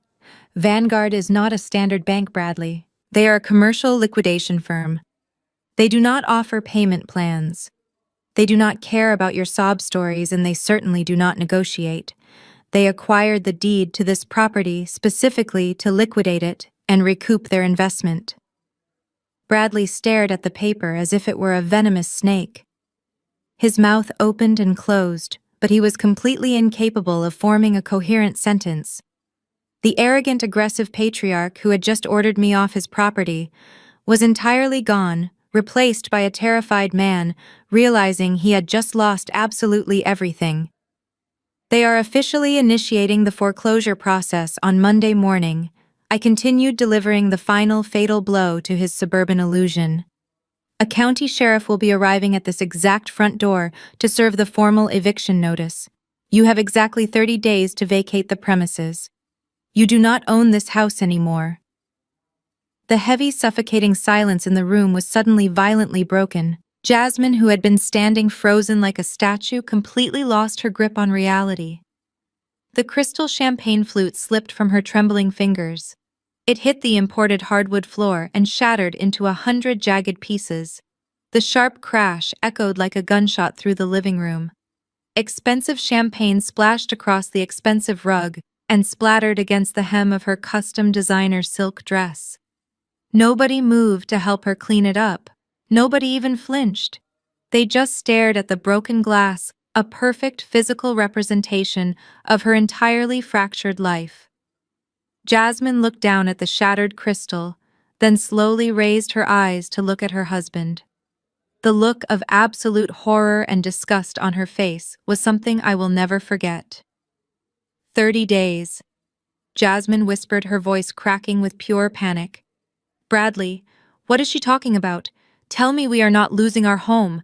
Tell me we are not getting evicted. Bradley swallowed hard, his face pale and slick with sweat. Jasmine, baby. Listen to me, he stammered, holding his hands up in a desperate pleading gesture. It is a misunderstanding. I can fix this. I will call the bank on Monday. I will get a personal loan. We just need a little time to move some funds around. He was still lying. Even in the face of absolute documented destruction, he could not stop lying to her. You cannot fix this, I interjected, cutting off his pathetic excuses. The bank does not own the loan anymore. Vanguard owns it. And you cannot get a personal loan because your credit score is completely ruined. You traded your mortgage payments for a luxury car lease. And by the way, since you have no money to pay the hospital, how exactly are you going to keep making the payments on that Tesla? Jasmine let out a devastated, breathless sob. The reality of her situation was finally crashing down on her with full force. She was standing in a house she did not own. She was driving a car they were going to repossess. She was married to a man who had secretly canceled her health insurance right before she gave birth, leaving her with $30,000 in medical debt. Her entire life, the perfect image she had so carefully curated for her social media followers and her affluent friends, was nothing but a massive, humiliating lie. She turned her frantic gaze toward the crowd, looking desperately for any sign of support. She looked at the corporate attorney, the real estate broker, the tech executive she had been bragging to just moments ago, but she found absolutely no sympathy there. The women she had spent years trying to impress were looking at her with a mixture of pity and severe judgment. They were successful women who valued hard work and financial intelligence. They had absolutely no tolerance for people who faked their wealth and committed fraud to maintain a lifestyle they did not earn. Jasmine's hands flew up to cover her face as she let out another loud, gut-wrenching sob. She was completely broken. The lavish sip and see party she had meticulously planned to showcase her superiority had become the exact stage for her ultimate downfall. Bradley reached out to touch her shoulder, trying to comfort her, but she violently slapped his hand away. "Do not touch me!" Jasmine screamed, her voice tearing through the quiet room. "Do not ever touch me again." I stood there watching the entire fake empire collapse into dust. I felt no guilt. I felt no remorse. I had not destroyed their lives. I had simply handed them the bill for their own arrogant choices. I had simply handed them the bill for their own arrogant choices. Jasmine, trembling and humiliated, turned away from her husband. She desperately sought a lifeline in the room. She looked toward the cluster of affluent women she had spent years carefully cultivating. Her eyes locked onto her closest friend in the group, the highly successful corporate attorney. Jasmine stumbled forward, her designer heels clicking unsteadily on the imported floor. She reached out a trembling hand, silently pleading for someone, anyone, to validate her, to tell her that this was just a horrible nightmare. "Denise, tell them," Jasmine begged, her voice high, thin, and panicked. "Tell them this is not legal. Tell her she cannot just sell our house out from under us. Tell her Bradley made a mistake and we can just pay a fine. Please, you are a lawyer. Help us fix this. Tell me what to do." Denise did not step forward to comfort her distressed friend. Instead, the attorney took 2 very deliberate steps backward. She looked down at the shattered crystal champagne glass near Jasmine's feet and then she looked at the thick stack of official hospital documents scattered across the rug. When Denise finally made eye contact with Jasmine, her expression was completely devoid of sympathy. It was the cold, calculating look of a professional assessing a massive liability. Denise said, her voice painfully clear and loud enough for every remaining guest to hear. "I cannot help you, and I strongly advise you to stop talking right now." Jasmine blinked rapidly, tears spilling over her eyelashes and ruining her expensive makeup. "What do you mean? You are my friend. You have to help me fight this. I am a corporate attorney," Denise corrected her, her tone icy and completely detached. "And as an officer of the court, I am telling you that what your husband just did is not a simple mistake. Medical fraud and identity theft are federal felonies. Forging a social security number on a hospital admission document is a severe criminal offense. It carries mandatory prison time and massive financial penalties." Jasmine gasped loudly, both hands flying to her chest. Bradley turned a sickly shade of gray. He opened his mouth to argue, but Denise cut him off with a sharp warning glare. "Do not say a single word to me, Bradley," Denise snapped. "I cannot be associated with this.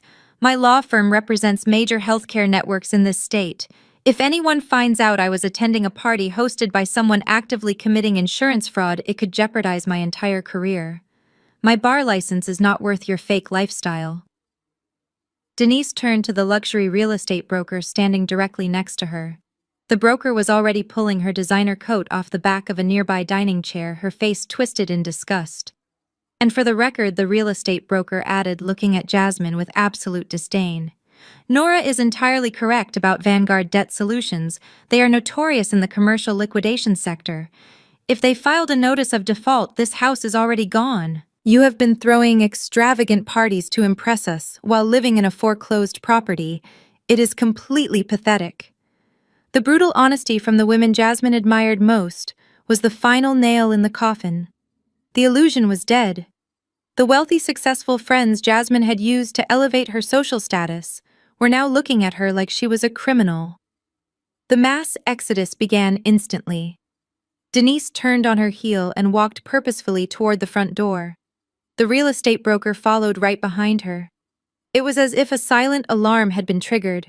The remaining guests all began moving in a unified wave toward the exit. Nobody bothered to say goodbye. Nobody offered a sympathetic hug. They were fleeing a sinking ship. They whispered to each other as they grabbed their coats from the hired attendant. The story of Bradley and Jasmine's spectacular downfall would be the talk of their exclusive suburban community by nightfall. Their social execution was absolute. My mother and father stood helplessly in the middle of the emptying room. My mother reached out, trying to stop one of Jasmine's friends from leaving, but the woman simply brushed her hand away. My parents were finally realizing that their unwavering support for Bradley's delusions had just made them social pariahs as well. Within 5 minutes, the massive house was virtually empty. The hired waitstaff had discreetly retreated to the kitchen. The only people left in the sprawling living room were my parents, my brother, his devastated wife, and me. Jasmine sank to her knees right in the middle of the floor. She stared blankly at the scattered hospital bills, completely shattered by the absolute loss of her friends, her home, and her dignity. Bradley stood frozen, watching the last of his affluent guests walk out the door, taking his entire fake legacy with them. He had sacrificed everything to impress them, and they had abandoned him in an instant.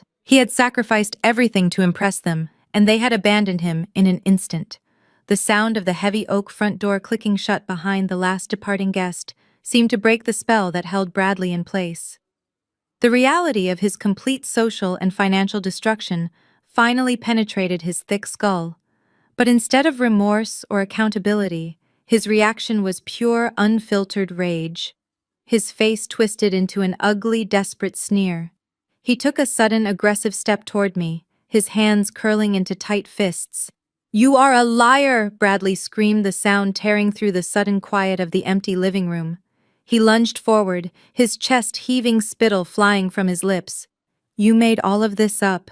You printed those fake papers to ruin my life because you are a miserable, lonely woman." I am going to sue you for slander. I am going to take every single dime you have for destroying my family." My father instinctively stepped between us, putting a hand on Bradley's chest to hold him back. But even my father looked shaken, his eyes darting nervously between my brother's frantic face and my completely calm demeanor. I did not flinch when Bradley lunged. I did not step back. I simply stood there and watched a grown man throw a temper tantrum because his criminal actions had finally caught up with him. I slowly lifted my left wrist and deliberately checked my watch. It was a precise, calculated movement that showed absolutely zero fear. "I am not lying, Bradley," I said, my voice cutting through his hysterical screaming like a freshly sharpened blade. "And neither is the official police report I filed for felony identity theft exactly 48 hours ago." The words hit him like a physical blow. He stopped struggling against our father's grip. The color completely drained from his face for the second time that afternoon, leaving him looking like a ghost. He opened his mouth, but only a raspy choking sound came out. My mother, who had been standing in paralyzed shock, suddenly sprang to life. "A police report," she shrieked, her voice shrill and panicked. "Nora, what have you done? You called the police on your own brother. You need to call them back right now and tell them it was a mistake. Tell them you gave him permission to use your information. We can figure the money out. You cannot send your brother to jail." She was still doing it. Even now, with the absolute proof of his crimes scattered on the floor, she was demanding that I perjure myself to save him. "I cannot withdraw the report." "Mom," I explained, keeping my tone coldly educational.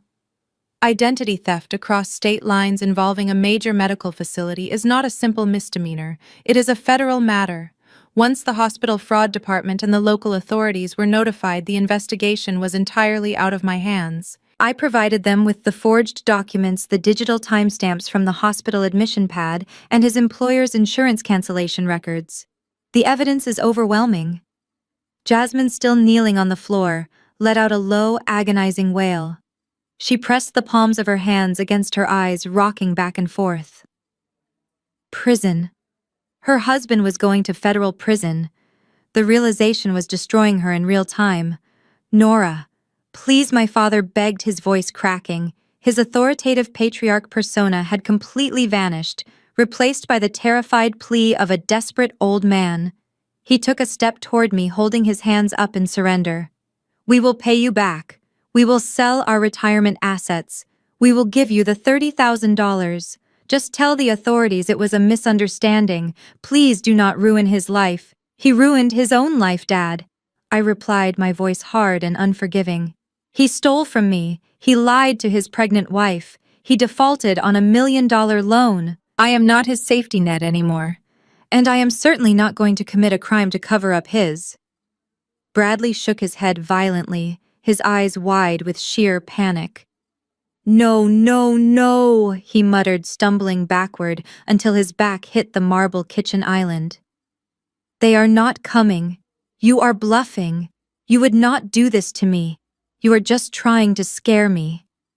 I did not have to answer him. The universe answered for me. At first it was just a faint, high-pitched wail echoing in the distance, but within seconds the sound grew louder, multiplying into a chorus of approaching sirens. The wailing tore through the quiet suburban neighborhood, growing deafeningly close. Suddenly, the manicured front lawn and the massive living room walls were illuminated by intense strobing flashes of red and blue light. The police had arrived. The strobing colors reflected off the shattered champagne glass on the floor, casting eerie, dancing shadows across my mother's terrified face. The heavy reality of the situation crashed down on all of them. There was no escaping this. The reckoning was finally here. There was no escaping this. The reckoning was finally here. The heavy, authoritative pounding on the solid oak front door echoed through the silent house. It was not a polite knock. It was the sound of the law demanding immediate entry. "Police department," a stern voice shouted from the other side of the heavy wood. "Open the door." Bradley stood completely paralyzed, his back pressed against the marble kitchen island, his chest rising and falling in rapid, shallow breaths. He looked like a trapped animal who had finally run out of places to hide. My father, clinging to his last remaining shred of patriarchal authority, cleared his throat, adjusted his shirt collar, and walked unsteadily toward the foyer to answer the door. When my father pulled the heavy oak door open, the intense flashing red and blue lights flooded the grand entryway. 2 uniformed police officers and 1 plainclothes detective stepped over the threshold. Their expressions were stone cold and entirely professional. Because the door was left wide open, the scene outside became painfully visible. Jasmine's affluent friends, the ones who had just fled the house moments ago, had not made it very far. They were standing by their luxury cars parked along the circular driveway, their eyes wide as they watched the police raid the $1.5 million estate. Neighbors from across the manicured lawns had stepped out onto their porches, drawn by the wailing sirens. The pristine, wealthy suburban neighborhood was now the captive audience for a massive, humiliating spectacle. "Are you Bradley?" the detective asked, bypassing my father completely and locking his eyes directly on my brother. Bradley swallowed hard, nodding faintly. The detective pulled a folded document from his jacket pocket. "Bradley, I have a warrant for your arrest issued by the state authorities in cooperation with the Federal Fraud Division. You are being charged with felony identity theft, wire fraud, and medical fraud.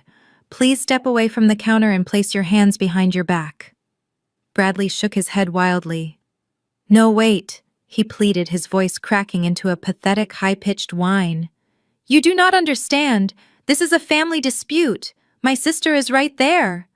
"Nora, tell them. Tell them we are working it out." He looked at me with wide, desperate eyes, begging me to save him from the consequences of his own actions. I did not say a word. I simply looked at the detective and gave a slow, confirming nod. "I am the victim who filed the report," I stated clearly. "He forged my signature and stole my social security number to defraud Mount Sinai Hospital." The detective gestured to the uniformed officers. They moved forward swiftly, grabbing Bradley by the arms and spinning him around. The metallic, heavy click of the steel handcuffs locking around his wrists echoed sharply in the massive living room. It was the sound of his entire fake empire collapsing. "You have the right to remain silent." The officer began, reciting, his voice drowning out my mother's sudden hysterical sobbing. "Anything you say can and will be used against you in a court of law." Jasmine, who was still kneeling on the floor amidst the shattered champagne glass and the scattered hospital bills, let out a blood-curdling scream. It was not a scream of sorrow. It was a scream of pure, unfiltered humiliation. She scrambled to her feet, her expensive silk dress stained and ruined. "No!" she shrieked, her voice tearing through the air. "You cannot do this. People are watching. The neighbors are outside. You are ruining my life." She pointed a shaking finger at Bradley as the officers began marching him toward the front door. "You liar! You absolute fraud! You told me we were rich. You told me you paid for everything. You humiliated me in front of everyone." My mother rushed forward, trying to physically block the officers from taking her precious son. "You cannot take him," she cried, grabbing at the detective's sleeve. "He just had a baby. He is a good man." The detective firmly removed her hand. "Ma'am, step back right now or you will be arrested for interfering with an active investigation." My father quickly grabbed my mother's shoulders and pulled her away, his face buried in his hands. He was entirely defeated. The officers marched Bradley out the front door, down the paver stone pathway, and straight toward the waiting patrol car. Every step he took was a public execution of his carefully crafted persona. The flashing lights illuminated his tear-stained, panicked face for the entire neighborhood to see.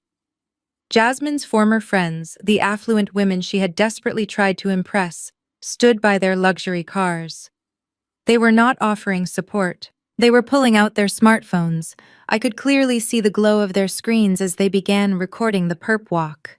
The perfect, highly curated social media life Jasmine had sacrificed everything to build was instantly destroyed, replaced by the harsh, viral reality of her husband being shoved into the back of a police cruiser in steel handcuffs. Jasmine ran out onto the front porch, screaming at her former friends to stop recording, but her voice was entirely drowned out by the roar of the police engine. I stood calmly in the grand foyer, watching the red and blue lights fade down the street completely at peace.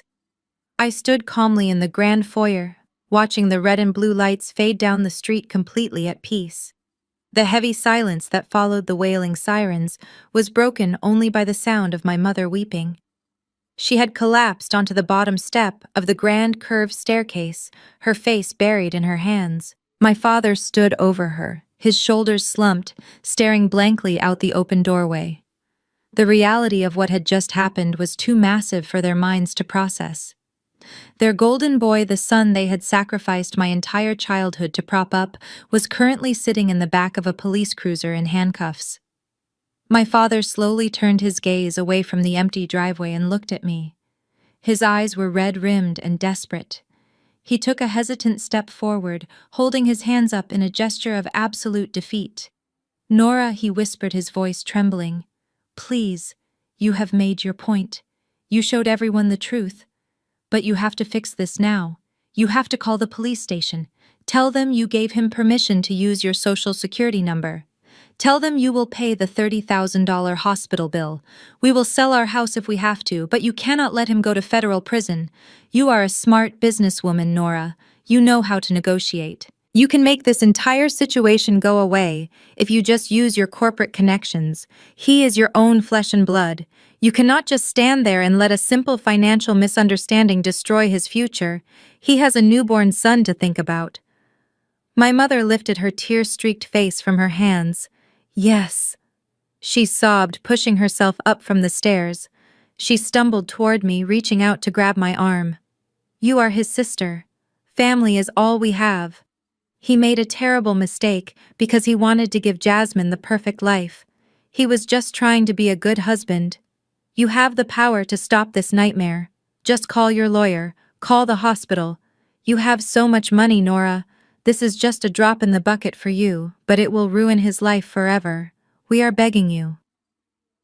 I looked down at my mother's hand resting on my sleeve. I felt absolutely nothing. No guilt, no obligation.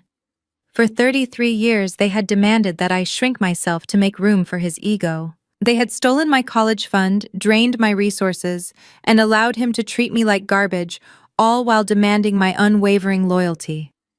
And even now, standing in the ruins of a foreclosed home, watching their daughter-in-law completely broken on the floor, their only instinct was to sacrifice me to save him.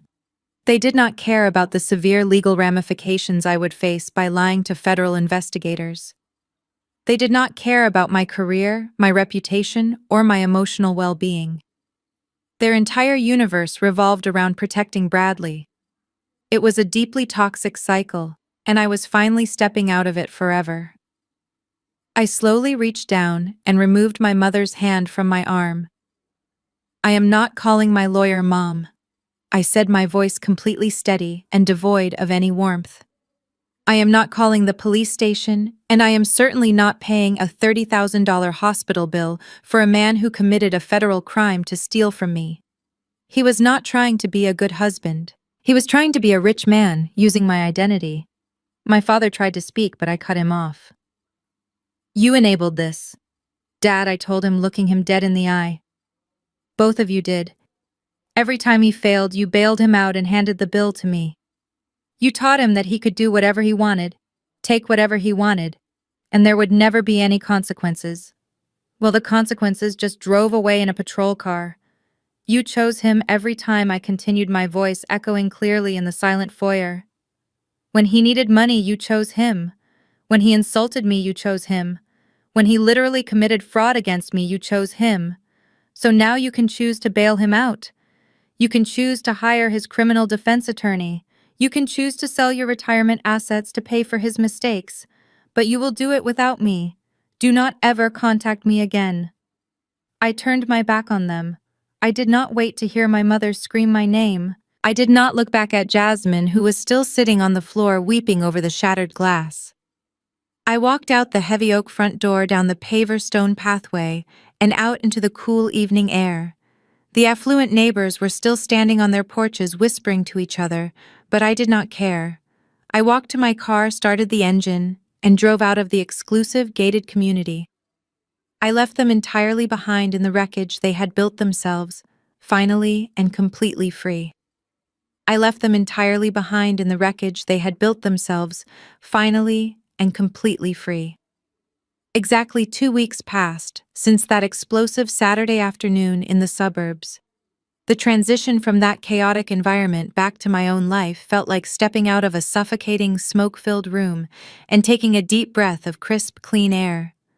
I was sitting at the marble kitchen island of my penthouse apartment enjoying a quiet Saturday morning. The sun was streaming through the floor-to-ceiling windows, illuminating the sweeping views of the downtown skyline and the calm waters of the bay. My phone had not buzzed with a single guilt trip or frantic demand. I had immediately blocked my parents, my brother and his wife, on every conceivable platform the moment my flight landed back on the West Coast.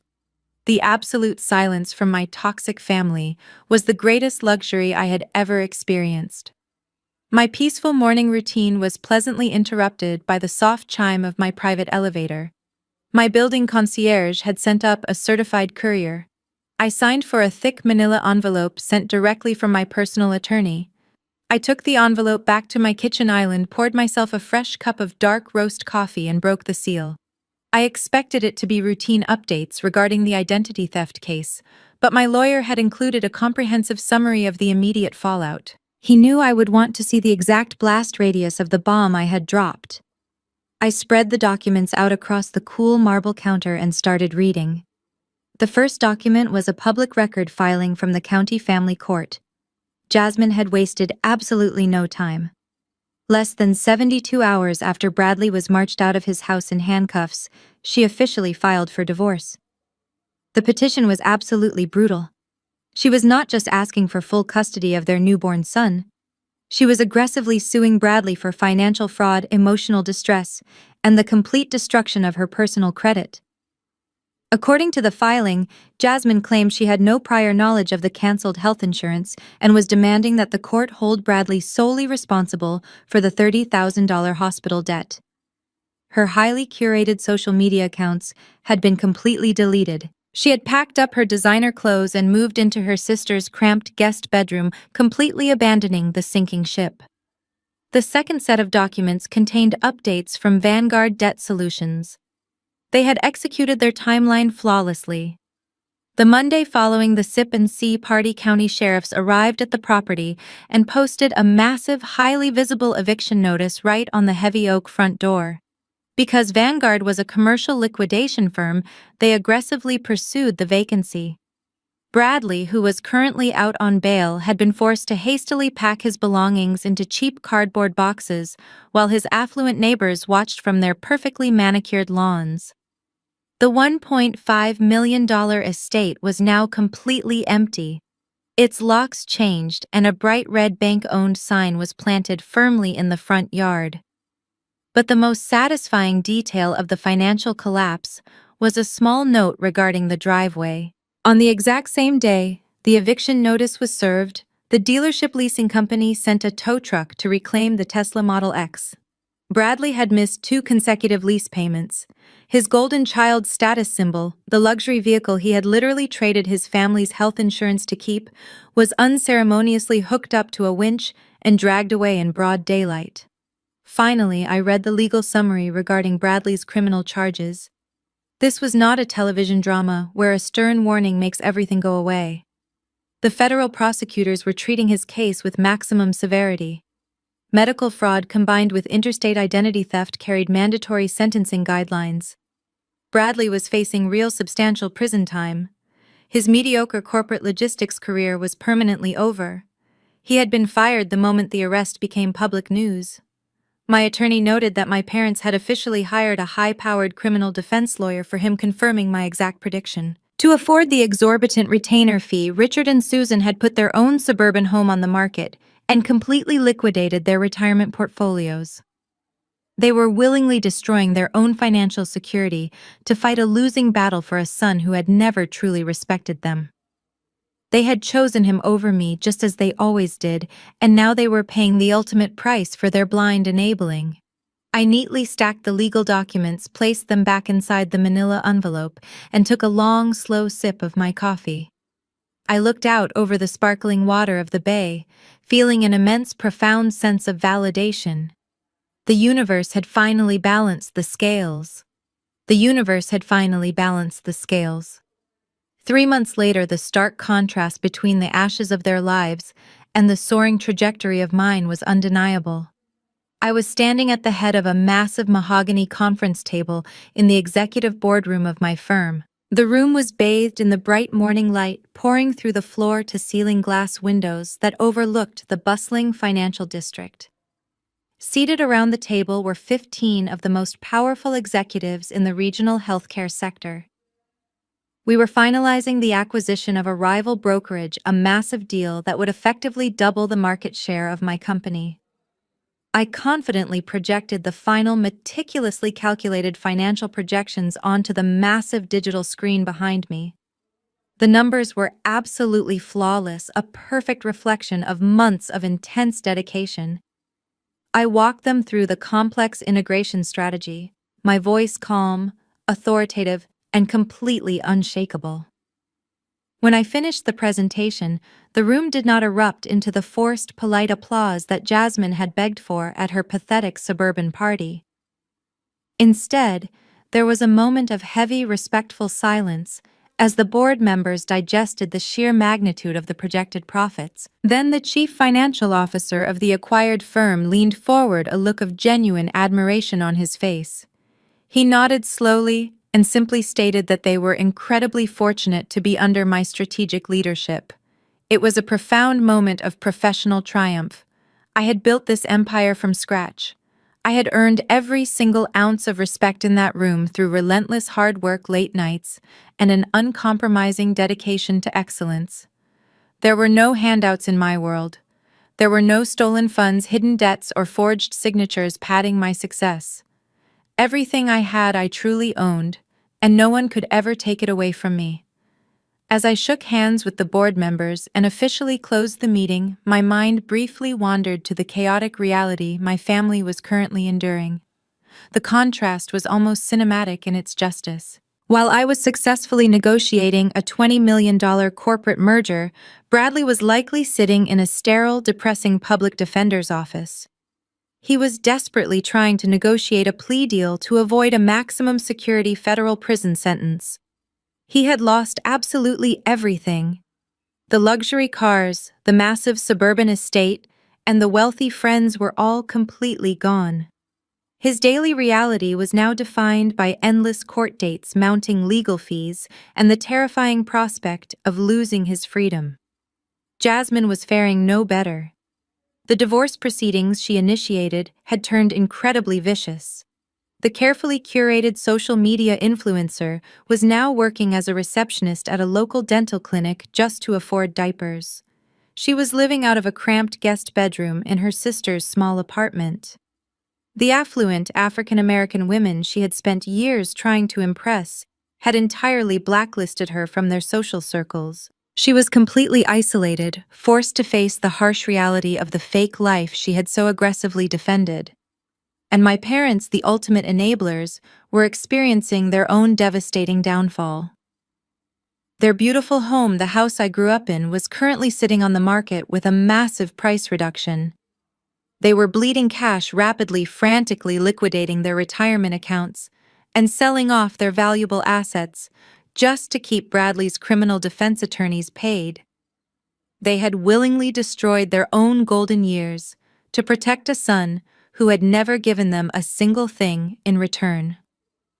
I walked out of the boardroom and headed down the quiet, carpeted hallway toward my corner office.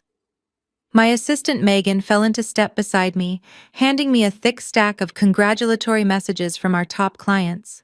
She was beaming with genuine pride, thrilled for the massive success of our company. I thanked her, took the messages, and stepped into my private office, closing the heavy glass door firmly behind me. I walked over to the massive window and looked down at the city streets far below. For the first time in my 33 years of life, I did not feel a single ounce of guilt for my success. I did not feel the lingering need to hide my accomplishments or shrink myself to make Bradley feel bigger. The incredible amount of emotional energy I used to waste trying to earn my parents' conditional love was now entirely channeled into my own growth. I was thriving. I was completely unbothered by their spectacular collapse because I knew it was entirely self-inflicted. They had built a fragile house of cards out of lies and arrogance, and they had demanded that I be the foundation. When I finally walked away, the entire structure collapsed under its own weight. I sat down at my large desk, opened my laptop, and went back to work, feeling an absolute, unshakable sense of peace. My life was finally my own, and it was undeniably beautiful. My life was finally my own, and it was undeniably beautiful. 6 months slipped by with the quiet grace of a life completely unburdened. Spring turned into a crisp, vibrant autumn. My brokerage continued its aggressive expansion, and my days were filled with high-stakes negotiations, corporate strategy meetings, and the deep satisfying exhaustion of building an empire on my own terms. I had not spoken a single word to my parents, my brother, or his ex-wife since that explosive Saturday in the suburbs. I had aggressively blocked every phone number, email address, and social media account associated with them. The silence was my sanctuary. But desperate people always find a way to slip through the cracks. It was a rainy Tuesday evening. I was sitting in my living room reviewing a massive portfolio merger on my tablet with a glass of expensive red wine resting on the side table. My phone buzzed with a notification from my carrier. It was an alert indicating that a new voicemail had been deposited into my blocked caller folder. Normally, I would just hit delete without a second thought. But curiosity, or perhaps a lingering desire to hear the final echo of their collapse, made me tap the play button. The audio clicked, and a voice filled the quiet space of my living room. It was my mother, Susan, but she did not sound like the arrogant, demanding matriarch who had ordered me to pay a $30,000 hospital bill. Her voice was thin, raspy, and completely broken. She was crying. Not the theatrical, manipulative tears she used to control my father, but the deep, ragged sobs of a woman who had finally hit absolute rock bottom. "Nora, please do not delete this," my mother begged, her breath hitching painfully into the receiver. "I know you blocked us. I had to buy a prepaid phone just to leave this message. Please just listen to me for 1 minute. I do not know what else to do. We have lost everything." I sat back against my leather sofa, taking a slow sip of my wine, and let her talk. "The high-powered criminal defense attorney we hired for Bradley drained us completely," she confessed, her voice shaking with raw despair. "We had to sell the house. We sold it at a massive loss because we were so desperate for the cash to pay his legal retainers. Your father and I are renting a tiny 2-bedroom apartment on the edge of town. All of our retirement savings are gone.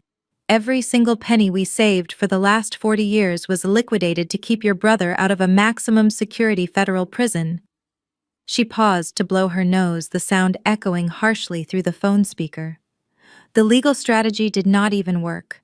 Bradley was forced to take a terrible plea deal. He is serving 18 months in a minimum security facility, and when he gets out, he owes the hospital and the federal government hundreds of thousands of dollars in restitution. He is ruined, Nora. His career is gone. His life is over. My expression remained entirely neutral. I felt no pity. They had chosen this path when they decided to fund his delusions with my stolen identity. And Jasmine has completely abandoned us. My mother continued, the bitterness suddenly cutting through her tears. She finalized the divorce. She is living in a cramped, miserable little studio apartment with the baby. She works night shifts at a call center and refuses to let us see our own grandson unless we give her money. But we do not have any money left to give her. We are drowning. Your father had to take a job as a greeter at a hardware store just so we can afford groceries. His health is failing from the stress. Then came the pivot, the inevitable, predictable reason for the prepaid phone and the desperate tears. The exact same cycle of financial abuse wrapped in a pathetic new package. "Nora, you are our only hope," my mother cried, her voice rising in frantic desperation. I see the news articles about your company. I know about the massive merger you just closed. You have so much wealth now. Please, I am begging you as your mother. We need a loan, just enough to help us get back on our feet to help pay off Bradley's restitution so he has a chance when he gets out. You can save this family. If you ever loved us, please call me back. We are so sorry for everything. Please, Nora. Please. The voicemail ended with a sharp click, leaving my apartment in absolute silence once again. I stared at the screen of my phone. The message was exactly 3 minutes and 42 seconds long. It contained a comprehensive summary of their total destruction, a weak, generalized apology, and a massive demand for my money. They still did not understand. Even after losing their home, their retirement, and their social standing, they still viewed me as nothing more than a bank vault, waiting to be cracked open. My mother was not sorry for how they had treated me. She was only sorry that the ATM had finally closed its doors. She wanted me to swoop in and rescue the very people who had watched me being pushed out of a hospital room, the very people who had called me greedy for refusing to be extorted. I set my wine glass down on the marble coaster. The rain lashed against the massive windows of my penthouse, a chaotic storm outside that perfectly mirrored the wreckage of my family, while I remained completely warm and secure inside the fortress I had built with my own 2 hands. I felt a profound sense of closure washing over me. The desperate plea for a loan was the final confirmation I needed. The desperate plea for a loan was the final confirmation I needed. I did not respond that night. Instead, I went to sleep in my quiet, secure home and woke up the next morning feeling more refreshed than I had in years. I drove to my corporate headquarters and stepped into my corner office. I stood by the massive floor-to-ceiling glass windows, holding my phone in my hand, and looked out over the sprawling city skyline. The morning sun was reflecting off the glass towers, painting the world in bright, optimistic gold. I decided to play the voicemail one more time. I wanted to hear it in the cold, clear light of day, surrounded by the physical manifestation of the empire I had built with my own 2 hands. Listening to my mother sob through the speaker of my phone, detailing the complete destruction of their lives, I braced myself for the familiar wave of suffocating guilt. I waited for the deeply ingrained childhood conditioning to kick in, the voice that always told me I was responsible for fixing my brother's massive failures. But that voice was completely gone. It never came. I felt absolutely nothing but a profound, overwhelming sense of freedom. The heavy, rusty chains of familial obligation had finally snapped. The desperate need for their conditional validation had completely evaporated. They were essentially strangers to me now. They were just strangers who had made terrible, arrogant choices and were finally experiencing the natural consequences of their own actions. I did not draft a long, emotionally charged text message explaining why I was saying no. I did not call my attorney to see if there was a safe, legally protected way to send money for my nephew. I simply looked at the screen, took a deep, cleansing breath, and tapped my finger. Delete. The audio vanished instantly. Then I went into my phone settings, permanently blocked the new prepaid number, and set the device face down on my polished mahogany desk. It was officially over. The absolute greatest victory was not exposing Bradley in front of his affluent friends at the party. It was not watching the police march him out of his foreclosed home in steel handcuffs. The greatest victory was simply walking away completely unbothered and never looking back. I want you to remember this if you are listening to my story right now. Family is not defined by shared biology or a common last name. Family is defined by mutual respect, unwavering support, and genuine unconditional love. If the people who are supposed to protect you are the very ones constantly tearing you down, you do not owe them your loyalty. If they only acknowledge your value when they need something from your bank account, they do not deserve a seat at your table. You do not have to set yourself on fire just to keep toxic people warm. For years, I genuinely believed that if I just worked a little harder, if I just gave them a little more money, if I just shrank my own ambitions to make my brother look bigger, they would eventually love me. But toxic enablers do not want your love. They want your complete compliance. They want you to stay small and submissive so they never have to face the ugly reality of their own failures. Do not let anyone convince you that protecting your peace makes you a selfish person. Setting ironclad boundaries is the ultimate act of self-care. Financial independence is the greatest shield you will ever forge. When I finally stopped pouring my energy into a black hole that treated me like an endless resource, my entire life transformed. I took all of that wasted effort and invested it directly into myself. I built a massive corporate firm. I surrounded myself with incredible people who celebrate my victories instead of envying them. I created a life that is so incredibly full, successful, and beautiful that there is simply no room left for their toxic drama. You have the power to do the exact same thing. If you are stuck in a vicious cycle of emotional manipulation or financial abuse with your own family, let my story be your sign to finally cut the cord. Stop waiting for sincere apologies that will never come. Stop trying to prove your incredible worth to people who are entirely committed to misunderstanding you. Take all of that beautiful, resilient energy and use it to build your own empire. Build a life where you make the rules. Build a sanctuary where your peace is fiercely protected. Have you ever had to walk away from toxic family members to save yourself? How did your life change when you finally set those hard boundaries? I would love to read your stories in the comments below. If my journey resonated with you, please hit the like button and subscribe to this channel for more stories about resilience, strength, and taking back your power. Share this video with someone who might need the courage to finally walk away. Thank you for listening to my story. Remember, your worth is not determined by how much you can give to people who do not appreciate you. Your worth is inherent, and your future is entirely in your hands. Now go build your empire.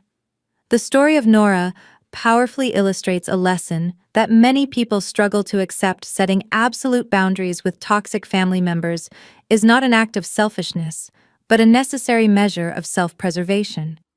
For years, Nora was conditioned to believe that her value to her family was directly tied to her financial compliance. Her parents and brother weaponized the concept of family to extort her resources, demanding that she constantly shrink her own life to accommodate their reckless choices and fragile egos. Society often feeds us the narrative that blood is thicker than water, and that we must unconditionally forgive our relatives no matter how deeply they betray us. However, Nora's journey reveals the dangerous flaw in this mindset. When family loyalty is entirely one-sided, it completely ceases to be love and quickly becomes unapologetic exploitation. By walking away and refusing to cover up her brother's federal crimes, Nora broke a generational cycle of enabling. She realized that she could not cure their dysfunction by simply writing another check or absorbing another public humiliation. The profound, lasting peace that Nora finally found at the end of her story was not derived from seeking revenge, but from reclaiming her independence. She learned that true empowerment comes from recognizing your own inherent worth and refusing to let it be diminished by those who refuse to grow. Letting go of the people who repeatedly drain your emotional and financial reserves allows you to redirect that energy into building a life of authentic success and genuine connections. You absolutely do not owe your bright future to people who only show respect when you are paying their endless bills. If you are currently sacrificing your own well-being to keep toxic relationships afloat, take the first step today and choose to fiercely protect your own peace.